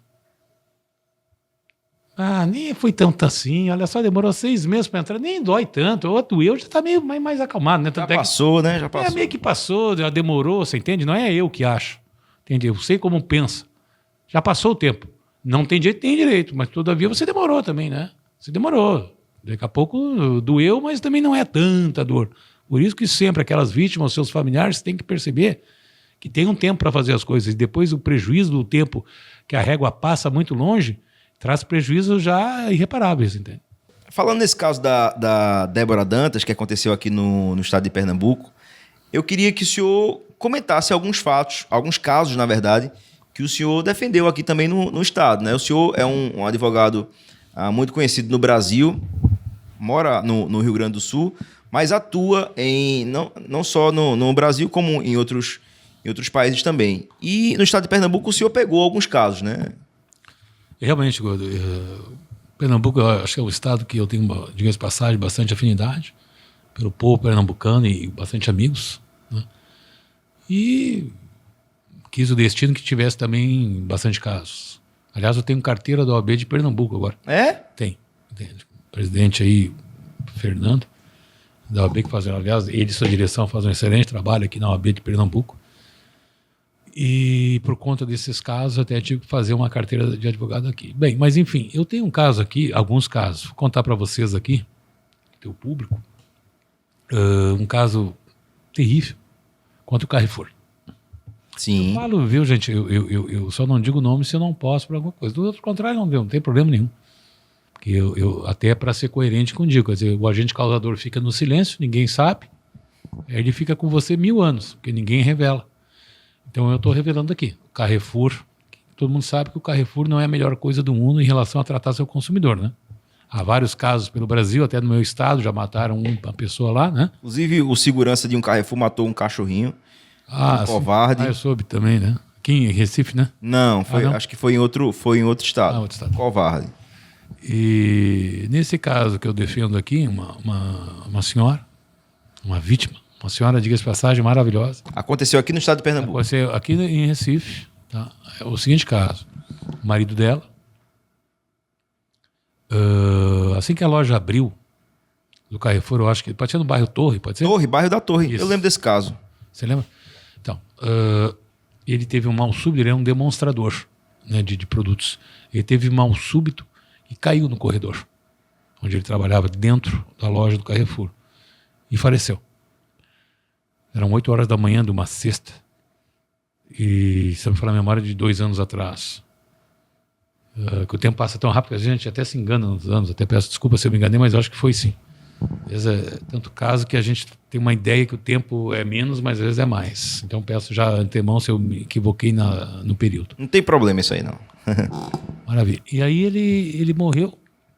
E sabe o que fizeram com ele, o corpo dele? As pessoas botaram papelão de caixa. Pegaram uma caixa, abriram a caixa, deixaram assim como se fosse um lençol, botaram em cima dele, algumas, e botaram 2 guarda-sóis que estão para vender na loja em cima do corpo. Mantiveram a loja aberta. A loja seguiu aberta, com um ser humano que podia ser teu pai, meu irmão, seu irmão, no chão, como um bicho. Nem um bicho merece isso, né? Mantiveram esse cidadão lá, coberto por papelões e guarda-sóis. Aí ligaram para a esposa dele, que é a minha cliente, e disseram que o marido dela estava mal e tal, para que ela viesse a comparecer no Carrefour da Torre. Né? E bairro da Torre. Bairro da Torre. Ela foi, casualmente ela já estava, que é a trabalhadora, né? Trabalha, estava no ônibus, se dirigiu ao Carrefour, chegou lá. Esse fato ocorreu às 8, ela chegou tipo 9 e pouco da manhã. Não deixaram ela ver o marido dela. Conduziram ela para uma sala, tipo escritório. Não me pergunta bem o porquê, aí tem que perguntar para eles, né? Levaram ela para lá, deixaram ela 2 horas conversando fiado, né? Ocultando dela ver o próprio marido. Era uma família, a família dela era ela e o marido, até não tinham filhos. Estão casados aí muitos anos. E depois de muito caro e custo, ela conseguiu se dirigir ao marido. Já no final dessa manhã. Com a loja permaneceu aberta, o marido no chão de um corredor, se não me falha a memória, de corredor de bebidas, no chão coberto por papelões e 2 guarda-sóis. Os amigos dele e colegas de trabalho se recusaram a ficar trabalhando na loja, com a loja aberta. Foram embora, foram da frente da loja, fizeram inclusive um protesto. Inacreditavelmente, só por volta de meio-dia veio uma ambulância levar a vítima. Nós entramos então com uma ação, né, de indenização contra o Carrefour, né, que é um adversário difícil. Apesar que o presidente deles para o Brasil dá entrevista na Veja, fala que a Carrefour é isso, que vai mudar, vai acontecer. Não, eu não vejo nada acontecer. Vários casos do Brasil inteiro. Tem lá no meu estado, mataram também, os seguranças mataram um cidadão negro. Estava saindo porque eles interpretaram que ele era ladrão, coisa do gênero, e mataram ele, a paulada, dentro da loja, ou na frente da loja. Né? E há outros casos, tantos, você até me recordou aí de uma morte de um cachorrinho também. E há várias agressões aí que praticam, não estou nem nada contra o Carrefour, não estou relatando fatos. Não acontece em outras redes de supermercados. Exato. Acontece com eles. Vou fazer o quê? Tem alguma coisa errada com eles. Coisa errada, é verdade. E parece que não consertam, né? Parece que não. E mais, o que mais me indigna é que a gente entra com o processo, está ali as provas, está tudo, fotos. Esse caso viralizou, inclusive. Não tem um debate sobre o que aconteceu. Não tem um debate. Ele ficou, esse cidadão morto no chão, coberto por papelões e guarda-sóis, um ser humano. E durante 3, 4 horas ainda evitaram e proibiram a mulher de ir ali. A esposa dele ia ali ver o marido. Você acha que está como essa mulher? Como ela leva a vida dela? Como você acha que ela dorme de noite? Não é que morrer faz parte da nossa vida. Mas morrer desse jeito? A gente entrou com uma indenização. E eles sequer mencionam em fazer acordo, mencionam em tentar amenizar. É aquilo que eu disse para você. A vida dela está acabada. Com o marido naquele jeito. Eles continuam com a loja aberta. Inclusive com a loja aberta até com um cidadão morto lá dentro. Eles ficaram todo o tempo... Eles não fecharam 10 minutos a porta. Que era o mínimo que se teria uma atitude. 10 minutos, fecha a porta, pega o cidadão, né? Leva para um local. Não, como se nada houvesse. Os consumidores, há vídeos disso, os consumidores passando do lado dos guarda-sóis, dentro de uma loja aberta com um cidadão morto. Quer dizer, esse é o Carrefour. E nada faz a não ser brigar, discutir, achar seus advogados têm razão, querendo se argumentar. Qual é a razão que tem? Queria que me explicasse que razão que eles têm, entende? Infelizmente, aí no processo, agora eu trabalho como psiquiatra, fez um laudo dela, da depressão que ela tem, imagina, depressão que ela tem, pediu um tratamento psicológico para ela, né? Que foi indeferido, e eles impugnaram ainda o meu laudo, né?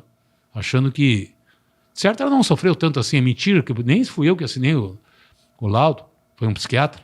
Certo, não foi, isso é mentira, não deve ter sofrido, não, isso é exagero. Isso é exagero, imagina, ver teu marido, tu vai dormir, acorda com ele e tá com ele toda uma vida no chão, coberto por papelão. Certo? Não deve ter sofrido tanto, é exagero. Doutor, agora, assim, me tire uma dúvida. Quando acontece uma morte natural como essa, dentro de um estabelecimento, como deve ser o procedimento, né, da remoção do corpo? Deve haver a remoção do corpo? Deve esperar o socorro? O que é que deve ser feito? E em que se enquadra o pedido nesse processo aí? O que é que vocês pediram ao Carrefour? O que é que vocês alegaram? Eu vou te responder a seguinte situação. Eu não sei exatamente o que vai ser feito. A questão pode é você ficar com a loja aberta. Isso é a primeira. Não posso, eu não aceito ficar, nem eu, nem o juiz do caso, ficar com uma loja, permanecer como se nada houvesse. Isso se enquadra em vilipêndio ou não? Não, isso se enquadra numa agressão ao ser humano. Tem um artigo 1º, inciso 3º da Constituição Federal do nosso país que diz que é o atentado à dignidade da pessoa humana. Isso é uma violação ao princípio constitucional que todo ser humano nós temos, né? Que é a dignidade da pessoa humana. Aquela pessoa falecida, que não tem como se defender, mas na pessoa de sua esposa, tem como se defender. E ela foi atingida na dignidade dela, da pessoa humana, dela e do marido, certo? Então, nenhum comportamento se justifica. Mesmo que tivesse, eu não quero remover o corpo por causa de perícia, não importa, você tinha que fechar a loja. No mínimo, fechar a loja. Isso é verdade. E separar as pessoas, tornar isolamentos. As pessoas conseguiam passar por lá, faziam vídeo. Tem vídeo, fazem. Esse caso não se enquadra em vilipêndio de cadáver, não? Olha, não chega porque o cadáver em si não foi violado. A exposição, sim, entende? Mas o cadáver em si não chegou a ser violado. Entende? É um caso que eu poderia até incidir várias situações. Sim. Poderia incidir várias ocorrências. Né? E eu acho que nem precisa ser advogado para se sentir indignado com o que aconteceu. Com certeza. Então, é que eu digo, embora tudo isso, eles não pedem nem desculpa. Querem brigar com você, querem discutir com você, querem ir para uma audiência com uma Kombi cheia de advogado, entende? Querendo buscar argumento não sei de onde. Entende? Mas, infelizmente, é o que a gente enfrenta. Em vários casos que acontecem, que, na minha opinião, para um caso desse, tem nos Estados Unidos, tem uma palavra, uma expressão que se diz punit damage. Punitivo, dano punitivo, né? Um português convertido. O que é isso? Lá, em alguns casos, como eu enquadraria esse, quando eu tenho uma aberração tão grande, não é só a vítima que tem direito à indenização, como tem um ato muito grande, né? Uma situação muito aviltante. Sim. Eles mandam condenar também a tiro de punidão, aí vai para um fundo do trabalhador, ou enfim, para uma entidade, ou mesmo para a família. O juiz na hora decide. Mas como você cometeu um ato, não eu só vou indenizar a vítima, você também vai ter uma condenação para você aprender a nunca mais fazer de novo. E você vai ter o punitivo damage, um dano punitivo pela sua conduta. Porque você poderia ter minimizado o sofrimento. E você ainda potencializou ainda mais com a sua inércia, com a sua omissão e seu descaso para um ser humano, como esse caso que eu relatei. E esse é um caso, eu pedi o punitivo damage, não saiu sentença ainda, infelizmente, digamos porque o pessoal lá da outra parte pediu uma perícia, pediu um outro laudo, entende? Questionando a veracidade do nosso. Entende? E aí o processo, infelizmente, a justiça já é lenta, né? É verdade. E ainda esses casos ainda provocam ainda mais a lentidão e a gente luta pelas famílias, pelas vítimas, mas infelizmente acontece essa situação. Doutor, teve um caso de estupro que aconteceu no Rio Grande do Sul, que a vítima não vai ser identificada, mas eu queria que o senhor contasse, que eu lembro que o senhor contou, relatou, né, esse caso a mim, e eu queria que o senhor contasse também para o nosso público que está assistindo. Bom, É evidente que eu não vou mencionar nada, assim, que dê para se identificar, mas isso foi um caso também de uma estudante universitária, que ao pegar seu carro no estacionamento, estacionamento esse, entre parênteses, que antes desse fato, já tinha algumas ocorrências, relato de algumas ocorrências de furto e outras incidências ilícitas ali. Por quê? Porque era um local de estacionamento com arbustos, não tinha câmera. Um lugar... É um lugar público? É um lugar não, dentro dessa universidade. Ah, universidade. Universidade, sim, sim. Não era um estacionamento pago, diga-se de passagem. Até a universidade tentou se isentar porque não era pago. Isso não invalida nada. Mesmo que você não cobre o estacionamento, sendo ele nas suas instalações, você é o responsável. E ela tentou com esse argumento se isentar. Mas, enfim, aí esse cidadão entrou no carro, estava escondido desses arbustos, dentro da faculdade, e quando ela abriu a porta, ele entrou no banco de trás com um revólver e mandou ela sair do estacionamento e ir dirigindo até um local distante. Caramba, bicho. Pesadelo, né? Filme de terror. Filme de terror, onde depois ele praticou o ato, certo? E ameaçou e tudo de morte, ela. E por obra digamos assim, nesse final aí, acabou não matando e ela conseguiu ser salva por pessoas ali que ela estava no porta-malas. Ela conseguiu salvar e nós processamos a universidade, né? Eu não vou falar aqui de valores, tá? Mas no primeiro grau teve valores irrisórios para ela, valores vexatórios, né? Que o magistrado de primeiro grau concedeu, mas que depois, graças a Deus, no Tribunal de Justiça foi reformado. E ela hoje ela nem mora mais no local, mas também não houve nenhum tipo de composição ou assumir culpa. Pessoas lutam, os agentes causadores lutam, mesmo contra fatos indiscutíveis, onde não querem nunca assumir sua responsabilidade. A vítima, aquilo que eu disse para você, desde o nosso começo aqui. As indenizações do Brasil têm um problema, que é o equilíbrio. Enquanto a vítima, seus familiares, estão destruídos, ou no mínimo fortemente abalados, o outro lado segue a mesma vida, come, bebe e dorme, da mesma forma, fatura igual, e não tem a mínima de compaixão com aquela vítima que ele gerou um dano. Tudo bem que não foi voluntário, não foi. Não quis fazer, não quis. Mas aconteceu e ela sofreu. E eles não têm uma sensibilidade para perceber, não, realmente aconteceu, eu podia ter evitado, eu quero acertar com você. Eles não têm esse mínimo dessa dignidade. Eu fico incrível achando que, às vezes, eles conseguem dormir, fazer tudo, né? E lutar. Não que eu tenho medo de luta, não tenho medo de lutar. Agora, existem excessos e coisas assim que nos deixa bastante entristecido. Doutor, qual foi o maior caso de indenização que o senhor já viu aqui na história do Brasil? Olha, vou falar, como eu disse para vocês, dos meus casos eu não vou comentar. Estou proibido de falar de valores. Graças a Deus, a gente teve aí valores, condenações importantes, mas evidentemente que eu não vou falar. Mas um caso notório, e é público. Público por quê, Eduardo? Não, porque tramitou o processo. É só você entrar numa página ali do tribunal, tendo o número, você acessa. Você acessa, eu acesso, ele acessa. Um caso de um jogador de futebol, lá no Rio Grande do Sul. Ele foi devolver o filho dele. Sabe, agora, quando no domingo, o pai que tem a guarda alternada, é um fim de semana, geralmente é um fim de semana sim e um não, né? Aham. E às vezes algum tem um pernoite durante a noite, ou durante a semana, perdão. Nesse caso, geralmente quando começa a música do Fantástico é pai devolvendo o filho, né? Mais ou menos Mais ou menos essa hora aí. Esse horário. Nesse caso, esse jogador de futebol, qual o nome dele?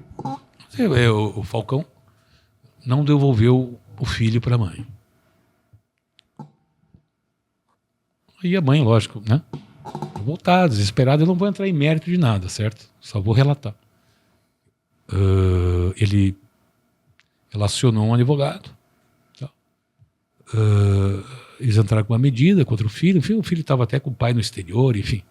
Como eu digo, não vem ao caso aqui o porquê, do que, se pôde, como é que ele viajou, etc. Não vou debater isso. Ela entrou com um pedido para retomar a criança, não foi deferido, e entrou com recurso. Nas minhas palestras eu sempre digo que às vezes nem sempre o cliente é uma coisa boa. Falo para os advogados, nada contra os clientes, pelo contrário. Mas nem sempre aquele que parece é. E aí eles Os advogados entraram com recurso, já que numa primeira situação não foi deferida lá a busca e a apreensão. Aham. E aí? Essa mãe da criança entregou para os advogados um comprovante de depósito bancário do jogador na conta do desembargador. Caramba, bicho. Aqui, ó. Aí, ó. O que você acha que vai acontecer no meu recurso? O que você acha que vai acontecer? Aqui, ó. Aqui é o depósito. O colega viu o depósito, tal, comprovante, puxa, quantia meio forte, né? E aí, os colegas foram lá, divulgaram lá junto ao tribunal, né? Que tinha esse comprovante, que havia pseudamente, né? O que acontece? Uma parte de um processo aparece com um depósito na conta de um dos jogadores, né? Tem algo estranho aí, né? E aí espalharam isso. Divulgaram isso. A vítima, né, no caso, esse desembargador, requereu aí, enfim, o comprovante esse. E fez uma perícia. Comprovante. Adivinha o que deu? O comprovante era falso. Foi toda uma criação. Da mãe. Sim. Era falso. Não tinha nenhuma depósito na conta de ninguém. Tudo aquilo não foi falso criado. Um fake. Aí esse desembargador contratou um advogado e entrou contra esses advogados que usaram esse comprovante pedindo calúnia, injúria e difamação contra ele. Por conta, né? No caso, ele processou os advogados. Os advogados. Não foi contra... A entender dele, tem que ser os advogados, né? Porque eles que pegaram o negócio. Desculpa a palavra negócio, o comprovante... Eles deveriam... Era uma publicidade. Eles deveriam também averiguar, né? A veracidade do comprovante. Digamos assim, não convém, eu não estou aqui para avaliar ou julgar. Seria muita também pretensão da minha parte publicamente fazer isso. E aí ele processou. Sabe quanto é que deu num primeiro grau a condenação? Eu disse para você que por morte, mais ou menos, né? Um pai ou uma mãe tem um teto, mais ou menos um teto de 500 salário mínimo, né? Lembra? Isso. Lá atrás comentei com você. Pô, se você conseguir 500 SM, tá assim, meio bateu lá no teto da pirâmide. Nesse caso, o desembargador ganhou 1.000 salários mínimos. Caramba, mais de 1.200.000, né? É hoje, é dinheiro de hoje. Segundo grau, recurso. Para tentar diminuir e tal, não é bem assim.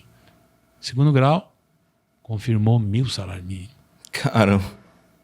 Aí depois foi parar no STJ, agora durante a pandemia aí, é que eu acompanho, eu sou um estudioso, que eu gosto, né, que a gente quando gosta do que faz, eu estudo a jurisprudência, vou ver caso, eu passo aí catando caso aí, boa parte do meu dia ou de algumas horas, dia sim, dia não, eu vou catando caso aí. E eu descobri esse, assim como outros, mas esse, e no STJ, para finalizar, eles acabaram fazendo um acordo. Um valor um pouco inferior a esse. Mas para esse caso, eu vou deixar para ter o público avaliar. Uma morte, uma situação, dá um teto de 500 SM. É muito mais danoso uma morte do que uma falsidade ali de uma documentação. De repente, se a vítima não, dependendo do grau da vítima, talvez, né? Para alguns avaliadores, como a vítima era do judiciário, também teve, né, um valor mais adequado. Sim. São situações que a gente vê. A gente vê também aí questões aí da Anitta ganhando umas indenizações de 300, 400 mil, né? Por fake news, outras situações aí, né? Então, são critérios. Eu digo, o critério do dano moral ele é muito subjetivo. Aliás, eu tenho um projeto de lei até que está lá projeto de lei não, uma proposta no Conselho Federal da OAB, porque agora uma lei que veio de 2016 obriga o advogado a quantificar o valor do dano moral na inicial, né? Quando você processa alguém, quantificar o dano moral é difícil, porque é muito subjetivo, não tem um consenso. Então não dá para a gente botar esse valor fixo numa petição, porque daí até o problema das custas, né? E tal, quem não tem assistência judiciária gratuita, tem um problema, né? Se eu vou botar, você me contrata, pô, Eduardo, eu quero ganhar 500 SM, Mas calma, se você não tiver um comprovante de assistência judiciária gratuita, tem que pagar as custas pertinentes a esse valor, né? Então, antes do Código 16, você podia deixar que o magistrado arbitrasse. Não precisava votar, até porque é difícil você arbitrar ali. Deixa a fase de instrução, depoimentos, audiência e tal. E aí o magistrado, ao longo dessas instruções, dessas provas, você condena no valor. Agora não, agora é obrigado o advogado a botar lá no começo. Sendo que é muito subjetivo, né? Então, enfim, esse é um caso, né, bem emblemático. Doutor, a gente postou até aqui no blog do GS, inclusive para você que quer ficar muito bem informado, acesse o blog do gs.com.br. Todas as notícias do Brasil e do mundo você encontra lá no blog do GS. blogdogs.com.br.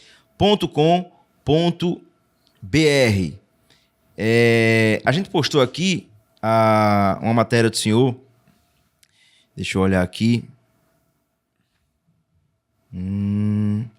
Advogado de grandes casos chega ao Recife para defender trabalhador que morreu por negligência na Petrobras. Esse é o motivo da sua vinda aqui para o estado de Pernambuco, né? Esse caso do senhor Aldo, né, que faleceu prestando serviço para Petrobras e para a QWS. Né? Isso eu queria que o senhor falasse sobre esse caso aqui agora para a gente. Agora, esse caso, também um caso terrível, terrível, que podia ter sido plenamente evitado. Isso aconteceu em 27 de setembro de 21, tá? O Aldo, um trabalhador, pai de família, 2 filhas menores, funcionário dessa QWS, que é uma empresa gigante também do ramo petroleiro, estava prestando serviço lá dentro das instalações da Petrobras, da refinaria Abreu e Lima, lá para o lado de Pojuca. E, resumindo, né? Ele era recarregado, instrumentista e tal, passou na frente de uma válvula. A válvula tem uns 6, 8 metros de diâmetro. Passou ali na frente. Só que ele teve a má sorte. Aquela boca nem poderia... Primeira coisa, a boca da válvula nem devia estar virado no sentido horizontal, e sim vertical para o ar. Já começa por aí. E quando ele passou, deu a má sorte, não tinha trancamento, não tinha nada. Entende? Aliás, só num parênteses, o relatório feito pelo Ministério Público do Trabalho, um órgão público federal, não é eu, Eduardo, ou minha equipe está falando. É um órgão público de fiscalização e investigação de acidentes de trabalho vinculado ao Ministério do Trabalho. Então, pessoas dizendo, um auditor foi lá no dia seguinte e constatou várias causas do acidente, todas elas atribuídas à Petrobras. Não é eu que estou dizendo, esse laudo disse. Laudo público. E nesse laudo constatou, inclusive, que a válvula jamais podia estar mirando assim na direção do... Tinha que estar mirando para o ar. E tinha que ter travamentos nessa válvula. Infelizmente, ele passou na frente e, naquele momento, expeliu um jato de uma estúpida velocidade de ar comprimido, onde varreu ele, cortou até a roupa dele e jogou ele a 20 metros de distância. Ele estava a uns 10 da válvula. Caramba, bicho. Teve uma morte horrorosa. Terrível. O corpo dele foi danificado? O corpo dele foi danificado. Entende? Não vou falar aqui em respeito aos familiares, certo? Ele era um homem, um trabalhador, que nem eu, você, ele, no Brasil, que foi lá trabalhar, passou, teve a má sorte de passar na frente dessa válvula. Explodiu essa válvula, expeliu ele, voou 20 metros, até a roupa cortou dele. Entende? Ele foi... Eu poderia aqui passar com você conversando desse acidente, dessas causas aí, uns 30 minutos. Mas esse laudo é... E nem precisa, aliás, né? Porque também não precisa muito debate também. É outro caso, não tem um debate. Vamos debater o quê? Que o trabalhador estava lá trabalhando, passou na frente de uma válvula que expeliu um gás, quem sabe a culpa é dele. A culpa é dele. Que ele passou na frente da válvula, não tinha cordão de isolamento, não tinha nada, a válvula tinha que estar virada para o céu e não virado na horizontal, a culpa é dele. Ele foi, inclusive, teve o enterro dele, foi uma coisa... Tem as imagens que eu coloquei lá, vídeos, que ele foi cortejado na Cidade de Alegria, ele morava na Cidade de Alegria.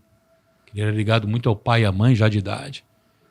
Teve um cortejo da morte dele, do funeral dele, que foi todo... O pessoal que está nos assistindo sabe disso, lá, familiarizado com esse tema, de Alegria.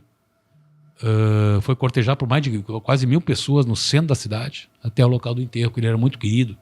Ele era uma pessoa assim que ajudava o próximo, religioso, entende? Pessoa muito querida da comunidade. E teve essa morte que destruiu uma família. Ele deixou a esposa dele, 2 filhas, mais o pai e a mãe destruídos, mas não quero mentir, mas acho que 8 irmãs, né? Pessoas todas elas afetadas. Para sempre. Com a morte dele, uma morte que não podia ter acontecido. E mesmo assim, eu processei eles, Eu estou vindo aqui para essa audiência amanhã, que será amanhã, 9h50, lá na primeira vara de trabalho de Pojuca. E não há nenhum tipo de compaixão. Petrobras é um gigante. Todo mundo sabe aqui. Um gigante. Não tem problemas. Entende? Agora, ver se eles ajudaram a família, se eles prestaram algum auxílio. Vocês ligaram aí, família. Quem sabe aí vocês estão precisando de alguma coisa? 0. O número é 0. Certo? E ainda querem discutir e brigar. Com um argumento que não sei de onde. Catar argumento não sei aonde. Para querer justificar a morte desse trabalhador de 32 anos. Que morreu dessa forma estúpida. E que, evidencialmente, né? O Ministério Público do Trabalho fez esse laudo, foi lá, entrevistou pessoas, colegas de trabalho, viu o local, fez perícia, enfim, uma investigação... Que foi comprovada, né? Rica de provas. Conjunto probatório indiscutível. A negligência aconteceu. Aconteceu assim como eu estou te falando. A má sorte foi ele caminhar na frente daquela válvula. Foi a culpa dele. Quem sabe ele é o culpado de estar caminhando ali na frente, no ambiente de trabalho, não estava fora da área da refinaria. Dentro da refinaria, ele estava caminhando e tinha essa válvula atrás, assim. E essa válvula, naquele momento, expeliu um ar comprimido, uma velocidade estúpida e com uma força, então, monstruosa, que acabou com ele, em segundos. E aí, como é que você vai falar para uma filha de 6 anos, uma de 11, que o pai não vai voltar mais? É uma morte inimaginável, né? Imaginável, que vai marcar para sempre a vida dessas crianças. Né? Mas ninguém se importa. E eles querem ainda arrumar argumento contra. Então a gente está aqui, graças a Deus, do lado. Não é que eu sou dono da verdade, não sou dono da verdade. Mas pelo menos eu luto por quem tem direito. Que alguém lute por eles, né? E a gente está nessa empreitada e, se Deus quiser, vamos sair vitoriosos amanhã. Dr. Eduardo Lemos Barbosa, um dos maiores especialistas em indenizações de grandes casos no Brasil, como você acompanhou aqui no caso da Chapecoense, do avião da TAM, em 2007, que passou direto e bateu no próprio galpão da TAM, vitimando aí 199 pessoas. No caso da Air France, no caso do Teori Zavascki, no caso do navio Costa Concórdia, né? Enfim, nesse caso do Carrefour também, e vários outros casos famosos que fazem parte aí do release do Dr. Eduardo Lemos Barbosa, que eu tive o privilégio de receber hoje aqui no nosso podcast, um bate-papo diferente, curioso, né, para a galera que gosta desses assuntos, né, e muito rico de conteúdo, doutor. Quero agradecer demais a sua participação aqui com a gente, dizer que as portas estão sempre abertas, né, conta com a gente para o que o senhor precisar aí e tamo junto, só agradecer. Muito obrigado, foi um prazer imenso estar com você. O teu público aí, eu sei da sua repercussão aí em todo o estado e até fora, né? E o prazer foi todo meu, uma honra estar aqui no seu blog. E estamos aqui sempre aí nessa luta aí para defender as vítimas aí. E quando você quiser, estamos à disposição. Muito obrigado. Doutor, se o cidadão se sentir... como é que eu posso falar? Se o cidadão, ele se sentir... Se ele precisar buscar uma ajuda de um apoio, né, de um especialista como o senhor, que é ligado a esses casos, grandes casos de indenização, como é que ele deve lhe procurar?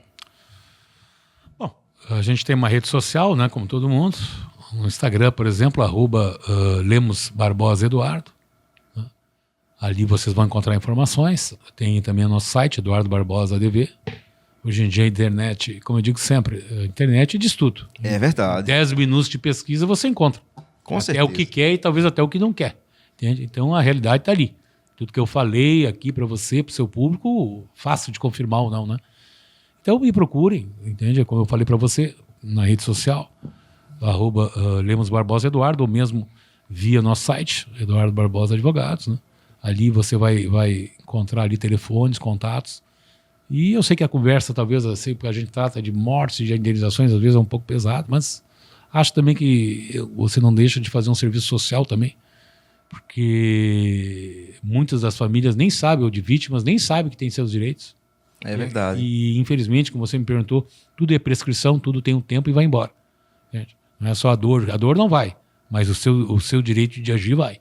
Então, acho que até esse seu post aqui, pelo menos, sei que presta até um serviço social para as pessoas aí, independente de me procurar ou não. E também não é só caso de morte, também, óbvio, outros casos menores, assim, digamos, de danos, né?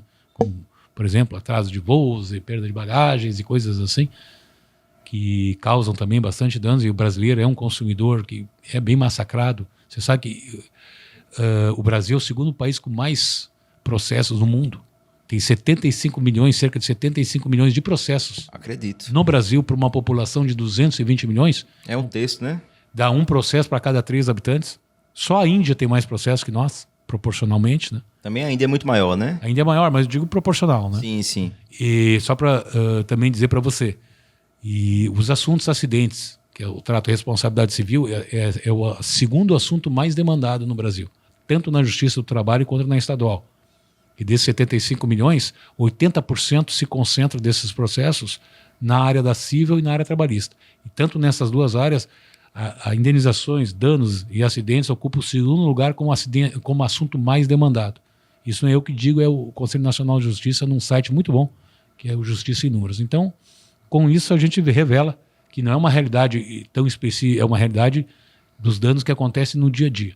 Então, enfim, não quero falar demais também. Muito obrigado pelo vinho. Viu? Pelo vinho, tá muito bom. E até uma próxima, então. Obrigado. Se Deus quiser, doutor, o seu escritório funciona no Rio Grande do Sul, mas o senhor atende em qualquer parte do Brasil, né, para deixar bem claro. E às vezes uma vítima, ela tem até receio de lhe procurar pelo fato da sua notoriedade, né, de forma nacional. E aí ela fica com aquele, né, acho que é muito caro ali, doutor, mas às vezes ela tem um direito, né, muito grande, que isso pode ser compensado e conversado de uma forma bacana para que possa entrar no senso comum e possa conseguir aí o sucesso do caso, não é isso? Sim, via de regra, até diga de passagem, até que questão de honorários e tudo, geralmente a gente não cobra no começo, sempre ao final, né? Então não é essa o prejuízo que as pessoas às vezes podem ter uma ideia, né, uma dificuldade, ou de mas isso é inacessível, porque, né? Uhum. Não é assim, não. A gente é acessível, sim. É o caso, é mais pelo caso, né? É o caso, entende? A gente trabalha e a gente, digamos assim, a gente vai receber o que é nosso se a gente trabalhar e conseguir êxito. Se a gente não trabalhar da forma com sucesso, a gente também não vai ganhar nada. Entende? A vida é meio dura com a gente, desse lado verdade, aqui. Se não der certo... A luta é grande, viu, doutor? Para você que sofreu alguma injustiça e não sabe a quem recorrer, procure o doutor Eduardo Lemos Barbosa, que atende em qualquer lugar do Brasil. Muito obrigado, viu? Obrigado. Satisfação receber o senhor aqui. O prazer foi todo meu. Muito obrigado. Obrigado. Até a próxima. Valeu.